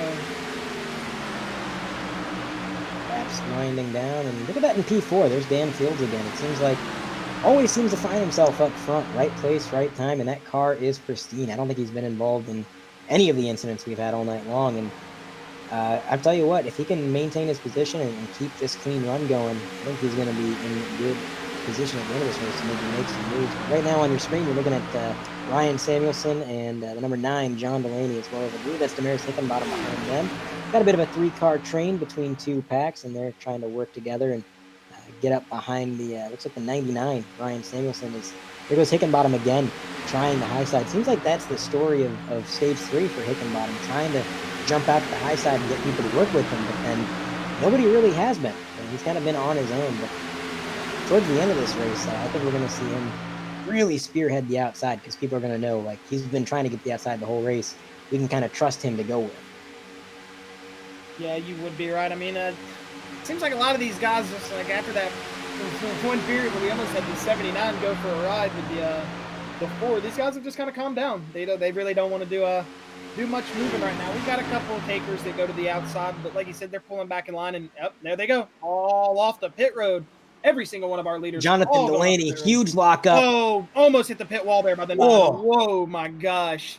Man, that could have been bad. He was probably just squinting his eyes, thinking, don't hit it, don't hit it. Man, we're going to check the replay out on that one, because, that was close. Watch how close he gets, man. Oh, my goodness. That's, like, scarily close. Like, I mean, that's like one of those things you're just literally sitting there thinking, I am going to hit the crap out of this wall, and there's nothing I can do about it. And, oh, my goodness, that was scary. Very big optical illusion. I mean, he missed that by just a hair. I mean, goodness. And the scary part for me was after he missed the wall and I thought he was in the clear, then there was Daniel Fields right there that he almost hit too. So everybody was stacking it. I mean, we just saw 11 cars pit at once, and hey, not a single wreck, so that's good. Yeah, that was something. Here's the bad thing. A lot of these guys are spread out, so we're going to have some big runs coming from some, bigger runs coming from others. Did you see, look at that. We've got 3 cars on the track there, but then about 7, 8 cars lined up behind them, all in a pack. So that one pack is going to fly past the 57 of Cameron Stone here soon. Unless he gets called up to Jonathan Delaney and Bryson Hicksonbot, they're going to fly past him. I think you hit the nail on the head there, Josh. I think these guys are going to get a huge run. And while Cameron Stone has done a really great job playing defense all night long, I'm not sure you can defend against a 7 or 8 car train like he's about to have to. So it's going to be interesting to see what happens there. And looks like Daniel Fields in that 66 actually lost a little bit of time on that pit sequence. Maybe checked up a little bit more for Jonathan Delaney. He's all the way back in P10, navigating his way around the 14. There's a little bit of damage from that incident prior. On your screen right now, you're looking at Jonathan Delaney, Bryson Hicksonbaugh, as well as Cameron Stone on the high side. So they were battling before they came in, battling once they came out. Yeah, so we were talking about that backpack, but now that I've said something about it, looking at them, these guys are going too wide back there. They're racing. So those 3 cars in the front, if they don't keep racing as hard as they are right now, as we see Cameron Stone actually go back to the lead, he's going to take it from Bryson Hicksonbaugh. Jonathan Delaney pulled out and gave him a shove and pushed him to the lead. But if this backpack right here, the secondary pack, keeps racing as hard as they are, these front 3 cars are just going to leave them. So if I'm in this back 10 cars right here, I'm definitely telling everybody, hey, let's get single file and let's work together. Oh. We've got to get up to the front. Yeah, contact a little bit there in that backpack. 79 got pushed back off the track again. It's already starting to get antsy.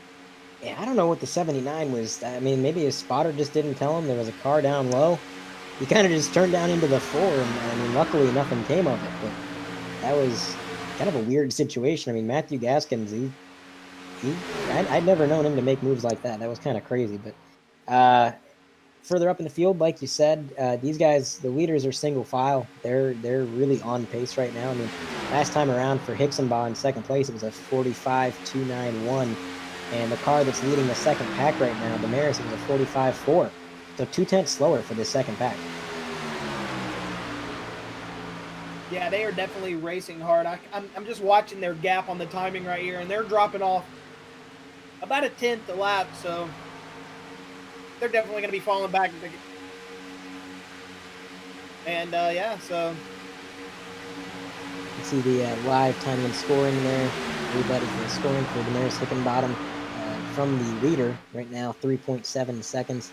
And looks like that gap is slightly closing as they go through the corner. We have to see if that extends once they get to the straightaway. But interesting thing to note here, Josh, the number 9, who was right with the 2 leaders, Hicksonbaugh and Stone, he's actually losing their draft and falling back into the clutches of that second pack. So maybe some damage for that number 9.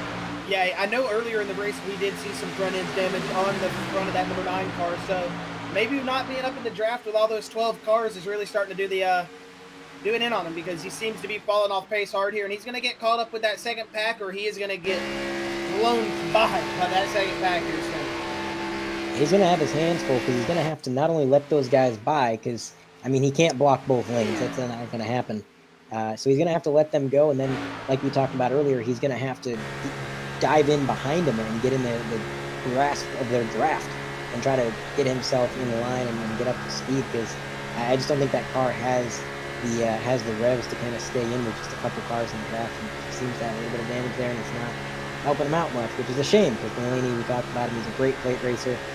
In P3, despite driving this wounded horse around the track and just a little bit of damage. Brandon Pierce coming across with us, and he's going to come into pit now as we ride on board with Mayor Hickenbottom. And here they come. They're about to storm past him.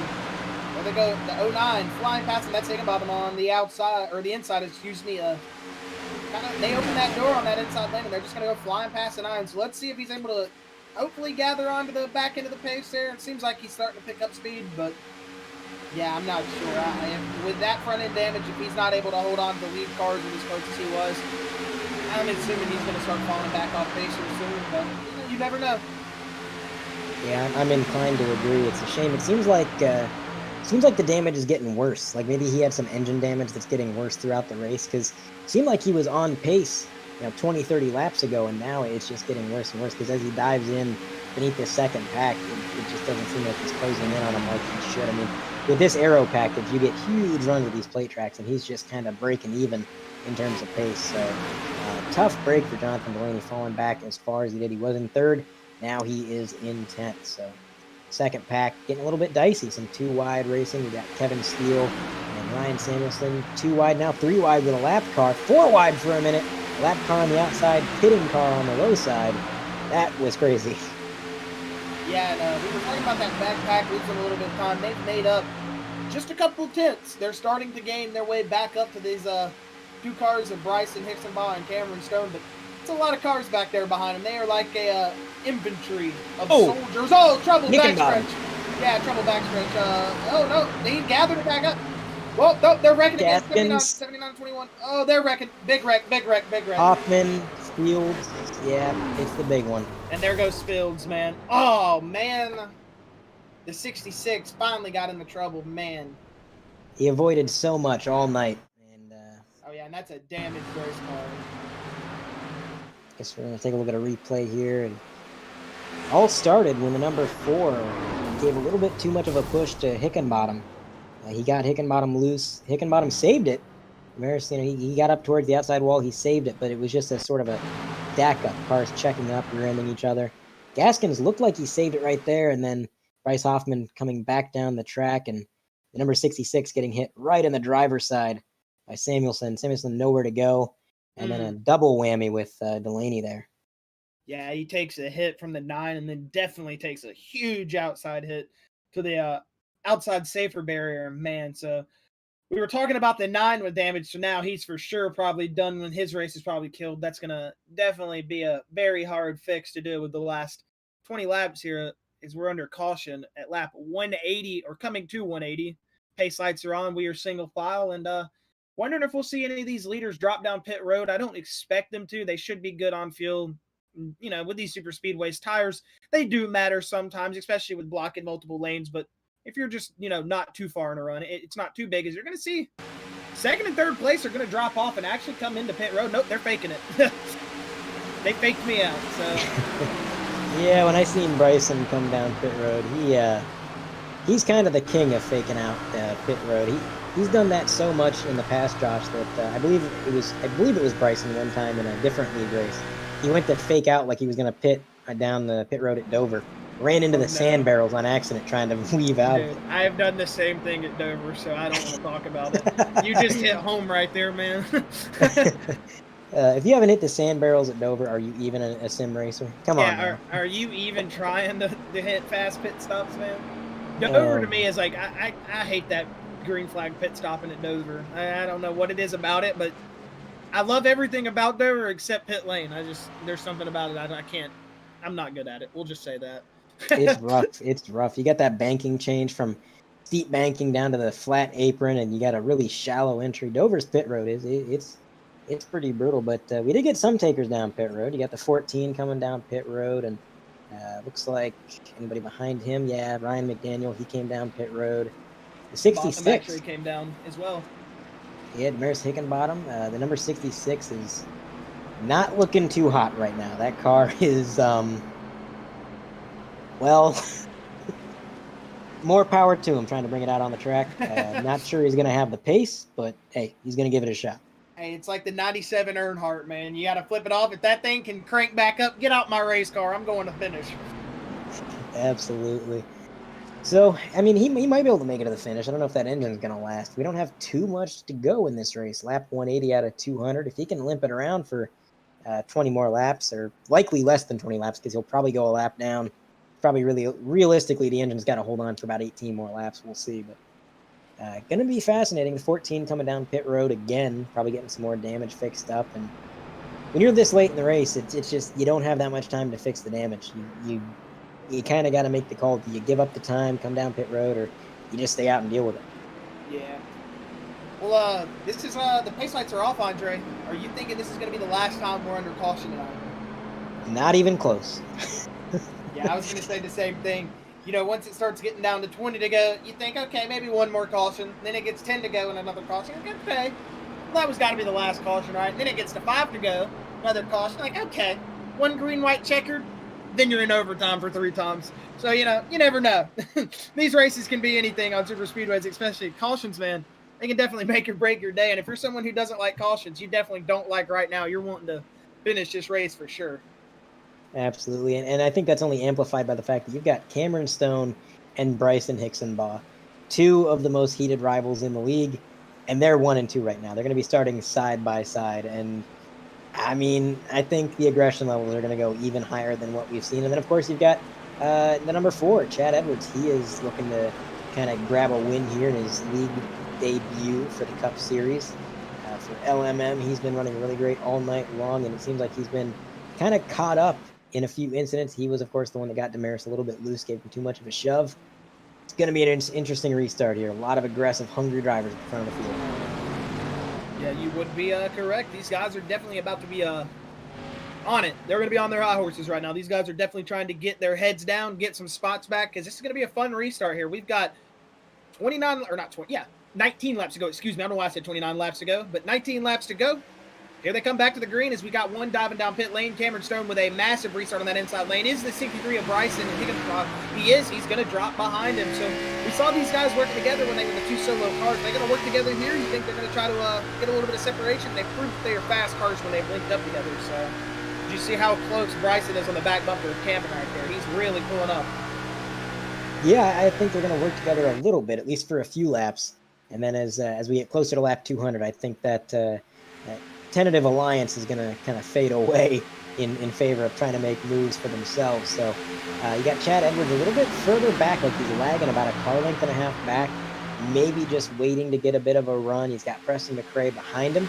Not sure how much help Preston is going to give Chad Edwards. I mean, his teammate's leading the race. I'm sure he doesn't want to help anybody else get up there and get the lead. So maybe not too much help for Chad Edwards behind them. You got Jonathan Delaney staging a bit of a comeback, now up into P6. Seems like his car is doing a little bit better of a job staying in the draft this time, as he is the inside of Damaris Hickenbottom. Looks like he's clear for sure. He's going to hold this inside line and try to stick with these guys. Yeah, I was going to say, whoever is down there on pit road working on Jonathan Delaney's car needs a raise, because this guy has been in a big wreck not too long ago, and look at him. He's still holding his pace up there. Looks like he got the front bumper back on that car. At least on my side of iRacing, he didn't have his front bumper. Maybe on the broadcast, he might have not had had his front bumper, not sure. But on my side of iRacing, that car was very damaged, and for him to get some quick repairs, I mean, he's still on the pace. Looks like he could still be a factor if he gets a good shove here later on in the race. Oh, yeah. I was seeing that damage, too, on my end, and that's why I kind of thought he was done. You know, I said earlier, I'm like, man, it really looks like he's out. He is in the game, man. He is right now running P8. He was P6, but then on the high side, Team Apex doing what they do best, getting a huge run on the outside. Kevin Steele pushing the crap out of that 09 with a massive run, going from 8th all the way up to 4th now. and counting. I mean, they're still trying to get around this number 4.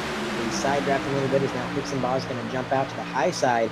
That's going to prevent Apex from linking up. You know, Hixenbaugh, I think that might have been a bit of a strategic block right there. Yeah, for sure. He saw those two teammates of Cameron Stone get the big run on the outside. He knew, hey, I got to go here and stop these guys. And they're going to get linked up as 3 cars and probably start trying to run away with this race.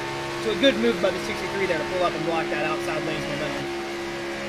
Absolutely. And then you got Chad Edwards here, and I feel like he's kind of the odd one out. Like, you got Team Apex, you got Bryson Hixenbaugh, you know, kind of duking it out, their rivals. And then you got the neutral Chad Edwards. You know, he's not really in an alliance. I mean, he's in a tentative alliance with the 63, but they're not teammates. He's not really rivals with Apex. He's just kind of riding around in third, trying to maintain his position and put himself in position to win at the end of this thing.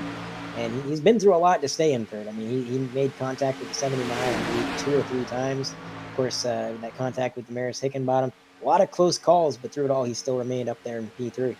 Yeah, and if you're the 63, if you jump out in front of anybody from that Apex team, you would probably want to jump out in front of the 09 of Demarius Hickenbottom, because, hey, every time he's ran with another car from another team, he's shown that he's willing to push or willing to go with you. So that's probably the guy you want to be out in front of. But if they're in if all those guys are communicating right now on the team call, they're probably all saying, hey, don't push it. Just leave him there. We'll get past him eventually. We'll work it out. And see that 9, he's getting all wobbly back there, jumping outside of the 24. He looked like he was going to try to make it 3 wide there for a second. These guys are starting to get a little dicey here as we're coming to lap 187 this time by. Yeah, sometimes you're coming down the backstretch and you get like a headwind, and that air sort of makes your car feel real floaty, and it starts swerving left and right, and you almost feel like you don't have much control over it. I think that might have been what happened to Damaris there, as he was really struggling to keep that thing in line. It happens to the best of us. I mean, he did a great job hanging on to that thing, not making contact with anybody. Chad Edwards jumping to the high side in front of the 63. Yeah, big run here. Huge shunt. You might get clear of Cameron Stone on this backstretch. Yeah, that's a big run coming from the 63. The 4 just jumped out. I mean, it looked like the 57 was trying to block all 3 lanes there, and they just got by him. The 4 said, hey, I'm getting up there. I'm getting in the lead. 63 of Bryson Hixenbaugh, and the 4 of Chad Edwards. They're going to clear him. He's going to clear Chad Edwards. And, big bump going to the 4 there. Kind of loosen him up, maybe just trying to rattle his cage a little bit. Man, that was a little bit of an aggressive shove there on a super speedway. Yeah, I don't think there was any lifting from Cameron Stone. I'm pretty sure that was a flat-out hit. And if you're Chad Edwards, you're getting ready for more of those bumps for sure. Yeah, they need to be careful here because the 57 looks like he's just giving a bump. Wherever that bumper goes and lands, he's going to hit him. So if you're the 4, you better be holding on because I feel like he's going to might get turned here if one of those teammates get up to him and give him an aggressive bump again, but they're going to dodge him and go out to the outside and cut off Bryson Hixenbaugh's run, and he's just going to say, all right, screw it, I'm going back to the bottom. You see the 66 of Justin Fields doing his best rally impersonation down there in the grass to stay away from these people. Colin McRae, Dan Fields rally. He was going through the grass down there. And Cameron Stone, that's like the 3rd time that he's lost the lead and then immediately reclaimed it. Those cars are absolutely flying. Whatever setup Apex found, they really nailed it. They're able to get runs that it seems like not many other drivers can get. Really, we only saw Team Conti get runs like that, and of course, they're pretty much all DNF at this stage in the race. Bryson Hixenbaugh now 3rd in line on the bottom. A little bit of separation between Team Apex now is 53 and the 24 trying to make that high line work, whereas Cameron Stone, he's not leaving that yellow line. He is blocking. Yeah, and it must be something with that Mustang because if you notice, the 2 Chevys on Apex haven't been able to pull out solo like that and really pass. But that Mustang, something about it, man, or it could just be a setup too. It just seems like it has just got some cool something. When it's yawed off in that turn, it's definitely got drive off down the backstretch, and it's definitely picking up some momentum here later in the race. He's showing that car is very, very strong. Absolutely, and I don't think Chad Edwards is to be discounted either. I think he's gonna, if he can stay in the game and keep himself up here in P2, he's got a little bit of lap traffic here. That's going to shake things up a little bit. Jack Durham up top, down on the bottom. You got another lap car. Now he's going to the top. Maybe not a good idea to switch lanes when you got the leaders coming up, but they're all going to get around him pretty much clean and safe. There's been some good communication there. Good job by all. But yeah, the number 4 seems to be pretty strong. He's made some good overtakes. He's one of the few drivers that has been able to overtake Cameron Stone. Just every time he does, he loses it right back. So I think if Chad is playing it smart, he's going to have to make his move at the right time, last second, where Cameron Stone doesn't have time to recover that lead. definitely going to have the help of the 63 and whoever else is behind him, because those Apex drivers, they're not messing around, and they are fast. As we saw the 24 there got a little bit loose going into turn 1. That lap car almost went for a ride with him. Man, that could have been hairy. Kevin still loosened up coming into 1 there, so he dodged up the track. But back to what you were saying, that 4 car, man, he is very strong. If he gets that 63 behind him, I feel like if anybody has got Bryson Hixenbaugh behind him, they're going to be going towards the front, because he's shown tonight he is a very strong pusher, and you definitely want that 63 Chevy Camaro behind you if you're going towards the front. I agree. Bryson Hixenbaugh, of course, with 15 wins in the season last year. Now a huge making a move, yeah. And he's got no help, the 57, so they should dice this up very easy. It's going to be a very easy pass. So what is Cameron Stone going to do here? He should get passed by the 63 of Hixenbaugh and Chad Edwards. Yeah, they are clear, and as you see the back bumper of Chad Edwards, as Hixenbaugh just clears him off. 57 going to the high side. He's going to pick up the 24 of Kevin Still and the 09 of Demarius Higginbotham. So, yeah. You called it out. No help for Cameron Stone. His teammates were all kind of on the high line and left him out to dry. When the 63 and the 4 jumped out to make that move, it was like a parachute got deployed. Like he was driving a dragster at the end of the strip. I mean, that 57 just dropped back, and now it's going to be the 4 and the 63 1-2. But here comes Apex on the charge again, Josh, right there on that high side. Yeah, but it looks like this lap car might play as a pick unless he goes 3 wide, which it looks like he is. He's going to go to the top of the track. So he's Apex Oh, my goodness. It was almost bad. Those Apex Motorsports cars, they've got a big run coming out of turn 2, and they're going to be going down the backstretch hard. Wow. Here we go. This is going to be an awesome run here. Here they come. The 24 shifting around, giving the 57 a big run. They're going to clear the 4. Is the 24 going to pull down in front of him? No, but it looks like the 57 might. But it looks like the Apex Motorsports guys are going to stay to the top. That's the 53 of Preston McRae.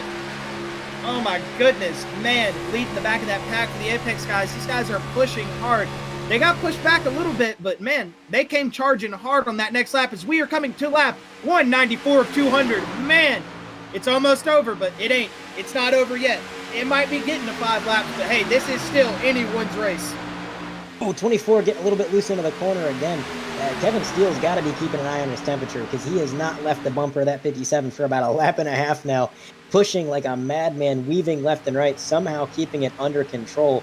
I don't know how he's doing that, Josh. I mean, this has been an absolutely insane push by Team Apex. Not quite clear. 53 is going to get turned. Oh, no. Oh, he saved it. 63 jumped out of line, but it looks like the 63 might go back to the high side. Is the 4 going to jump up here with him? Because we saw the 4 and the 63, when they do work together, they have a lot of momentum. The 79, if you are the 79 of Matthew Gaskins here, we know he's been trying to hang out, but hey, this is the time to go, man. 195, you got 5 laps to go here, 200 at the Daytona 500. It is time to put it all out on the line. You throw your chips in there. You are going all hands in. This is the Daytona 500. These guys are about to get ready to go all in. Absolutely. And I tell you what, that 53, when he cut down across the number 4, that could have been something huge. But luckily, Preston McRae with a great recovery, he was able to keep that thing straight. I don't think Chad Edwards lifted at all. I think he said, you know what, if you're gonna cut across my nose, then you know what, go ahead, but I'm not gonna lift. So that could have been disastrous, but Preston McRae counter steering, getting the right steering input, able to recover, and now it is back to being an Apex 1-2-3, leaving the number 4 and the 63 with their sort of temporary alliance to kind of regroup and try to figure this out again before we reach the end of this race. Lap 196 out of 200. Man, I'm really excited to see where the 63 tries to go here, and I want to see if Matthew Gaskins puts on the aggression here. He said he was waiting. Let's see if he really does turn it up here. I wouldn't mind seeing that volume knob go to 11 and him really crank this intensity up and try to get a move here. As you see him starting to pull to the outside with the 63 of Bryson Hixenbaugh. Will he go? Or they just kind of hang out back here? Still got 4 laps to go this time around. 4 laps is a long time at these plate tracks, and I got to wonder if maybe the 63 is lagging back like he is intentionally. Maybe he's trying to get the number 4 to fall back with him so they can get a huge run, sort of like Apex did. If they do that, though, they're going to need the help of the 79, and like you said, Josh, it's kind of a question. Is the 79 going to turn up the aggression? Because that is going to be the deciding factor between whether or not the 4 and the 63 have the help, have the momentum to try and do something about Apex up there, 1, 2, 3. Yeah, and if you're any of the guys behind Preston McRae right now, you're just thinking, man, one of y'all wreck each other, one of y'all do something, one of y'all try to make a move on each other, because that draft pack needs to be split up for any of these guys fourth back to have a chance right now. Oh, lap car. Whoa, what are you doing? Man, that was almost trouble. I don't know. See that on the broadcast as much as we saw it, but whoa, that was almost trouble there between the 7. He did not pull up at all. I mean, I don't know what Jack Durham was doing there. Middle of the track, he didn't. That was weird. It could have been a lapse in concentration. It happens to the best of us. But you're right. That could have been something huge. That didn't show on the broadcast like we saw, and that was scary. Well, it's lap 198. These guys are going to be going around 2 more times this next time. We've got a big gap between the front 3 and the other 3 behind them. Oh my goodness, this is going to be looking like the 4 car is going to get a massive run up to the 53 here for the front stretch. These guys are probably going to shoot it too wide these last 2 laps. It is going to be a shootout right here. Oh, big run coming from the 4. If he can stay in that throttle, stay in the draft and slingshot at the proper time. The issue is he's got 3 Apex cars to pass, and there's nothing stopping any of those guys from jumping out and throwing the block. Maybe he gets around the first car in line, second one jumps out and blocks him. Maybe he gets around the first 2. The leader steps out and blocks him.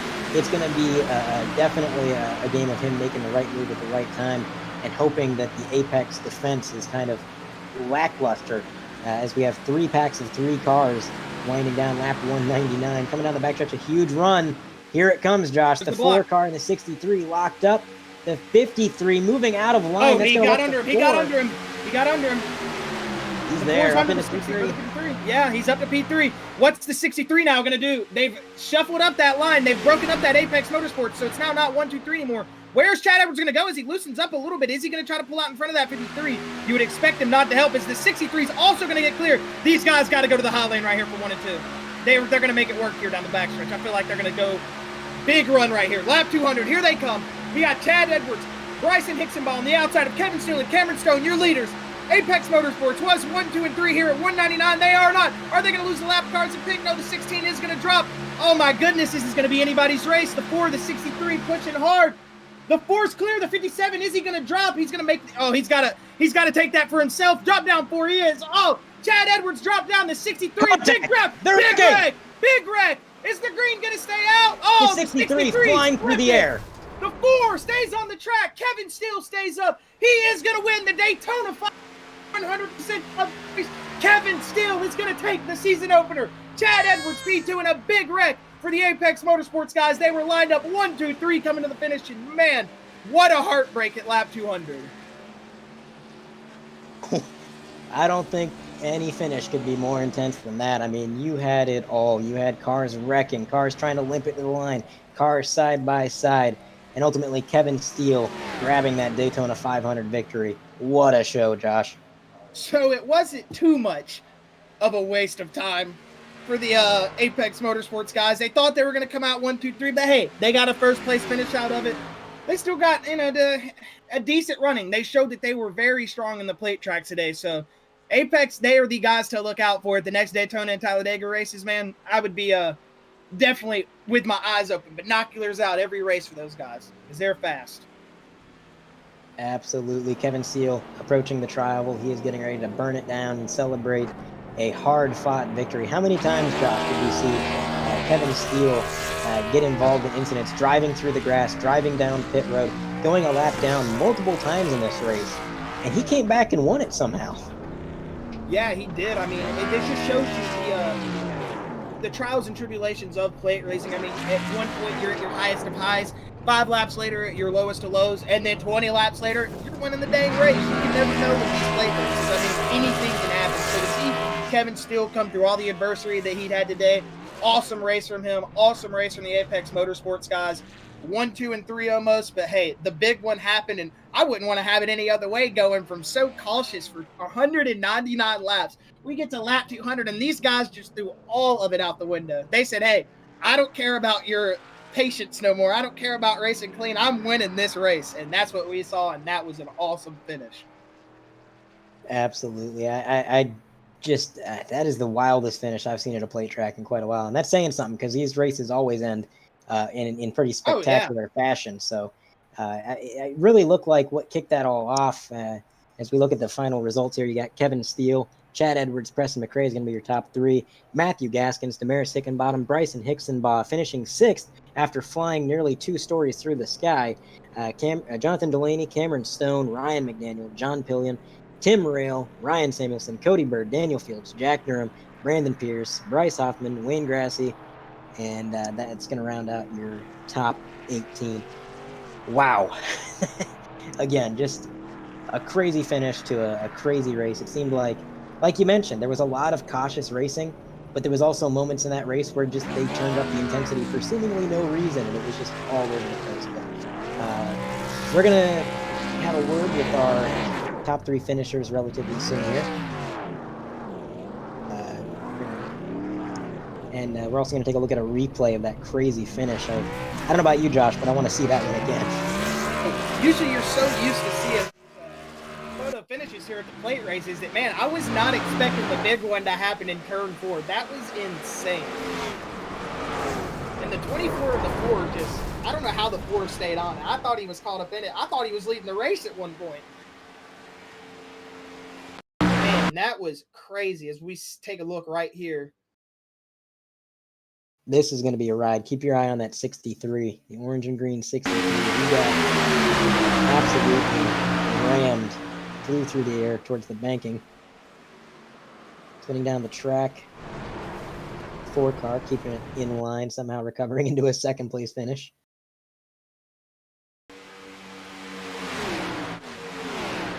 So many cars to keep your eye on, so many things happening at once here.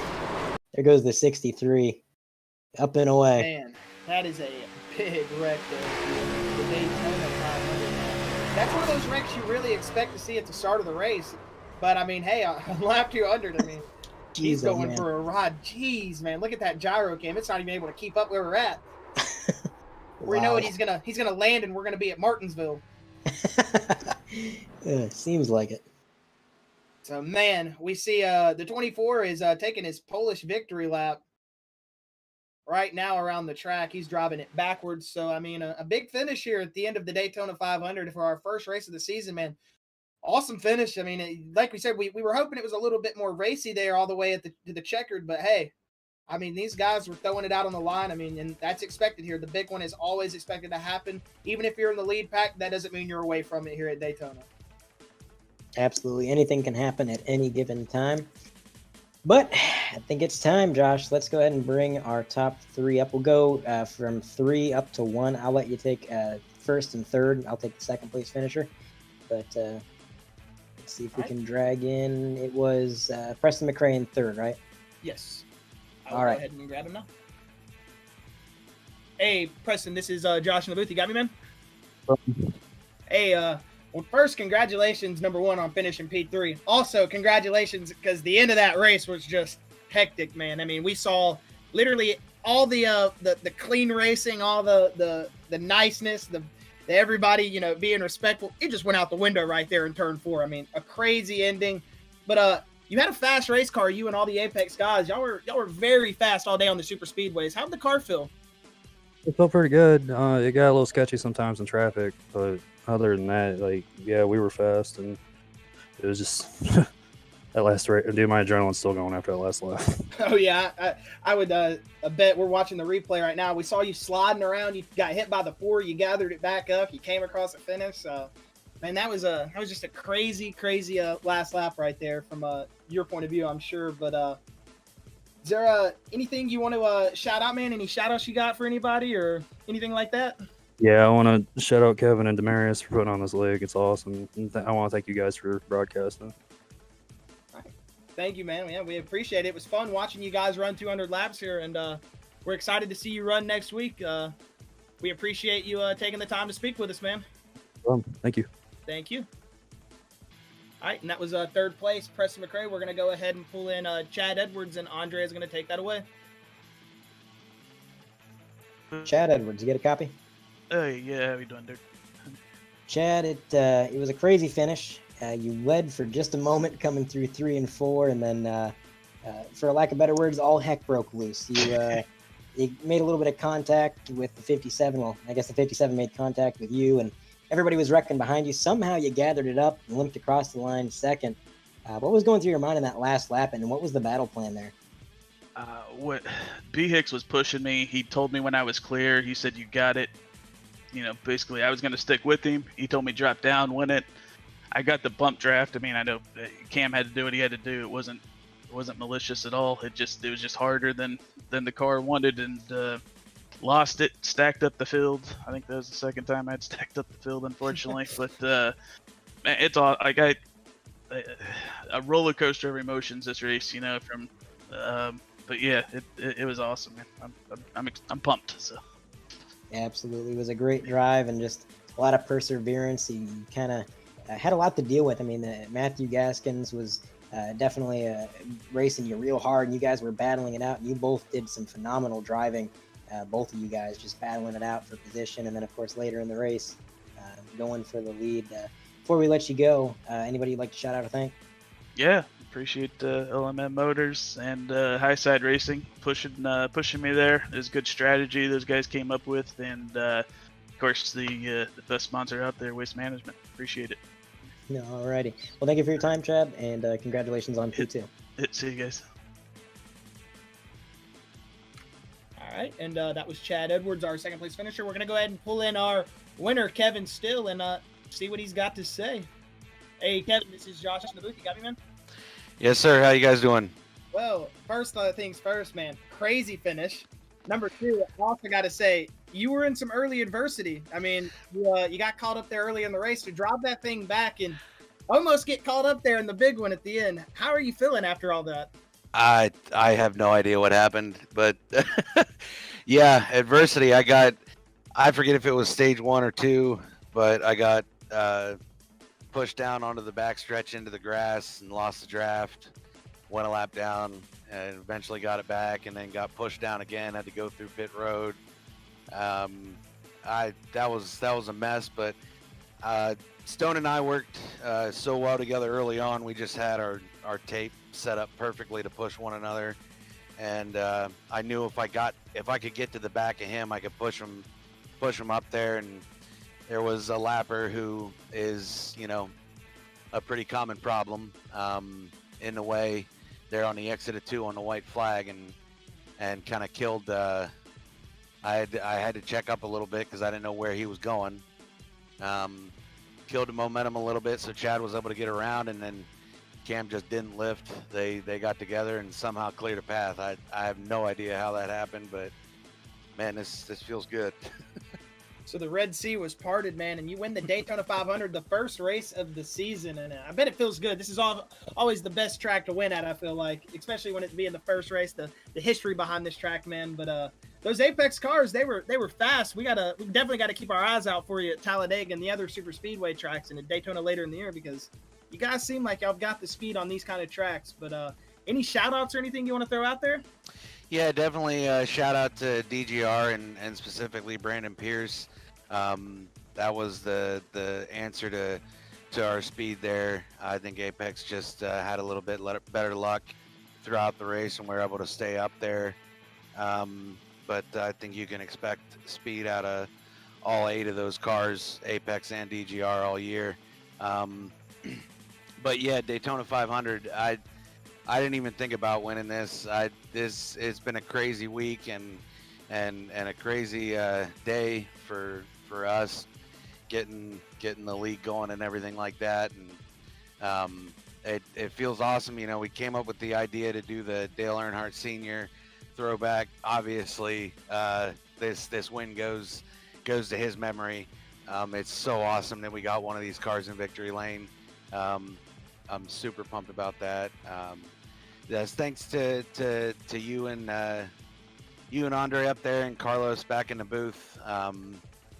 I'm excited to watch that one back because, like I said, I have no idea what happened. And as always, shout out to my parents. Thanks for watching. I hope they stayed up for that one.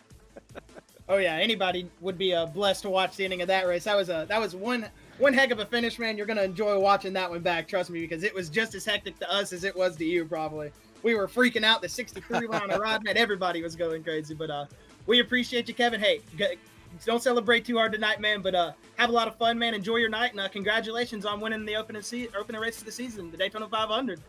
Thank you so much, boys. You guys have a good one. Congrats, Kevin. All right, and that was Kevin Still, our winner. So, yeah, Andre, it was an awesome race, man. We saw a lot of action. We saw a lot of single file, a lot of hanging out, a lot of chilling, a lot of people making friends and allies. And then we saw at the end the gates of hell just open. Everybody going crazy. Just everything went to just, I don't know, 0 to 100 real quick.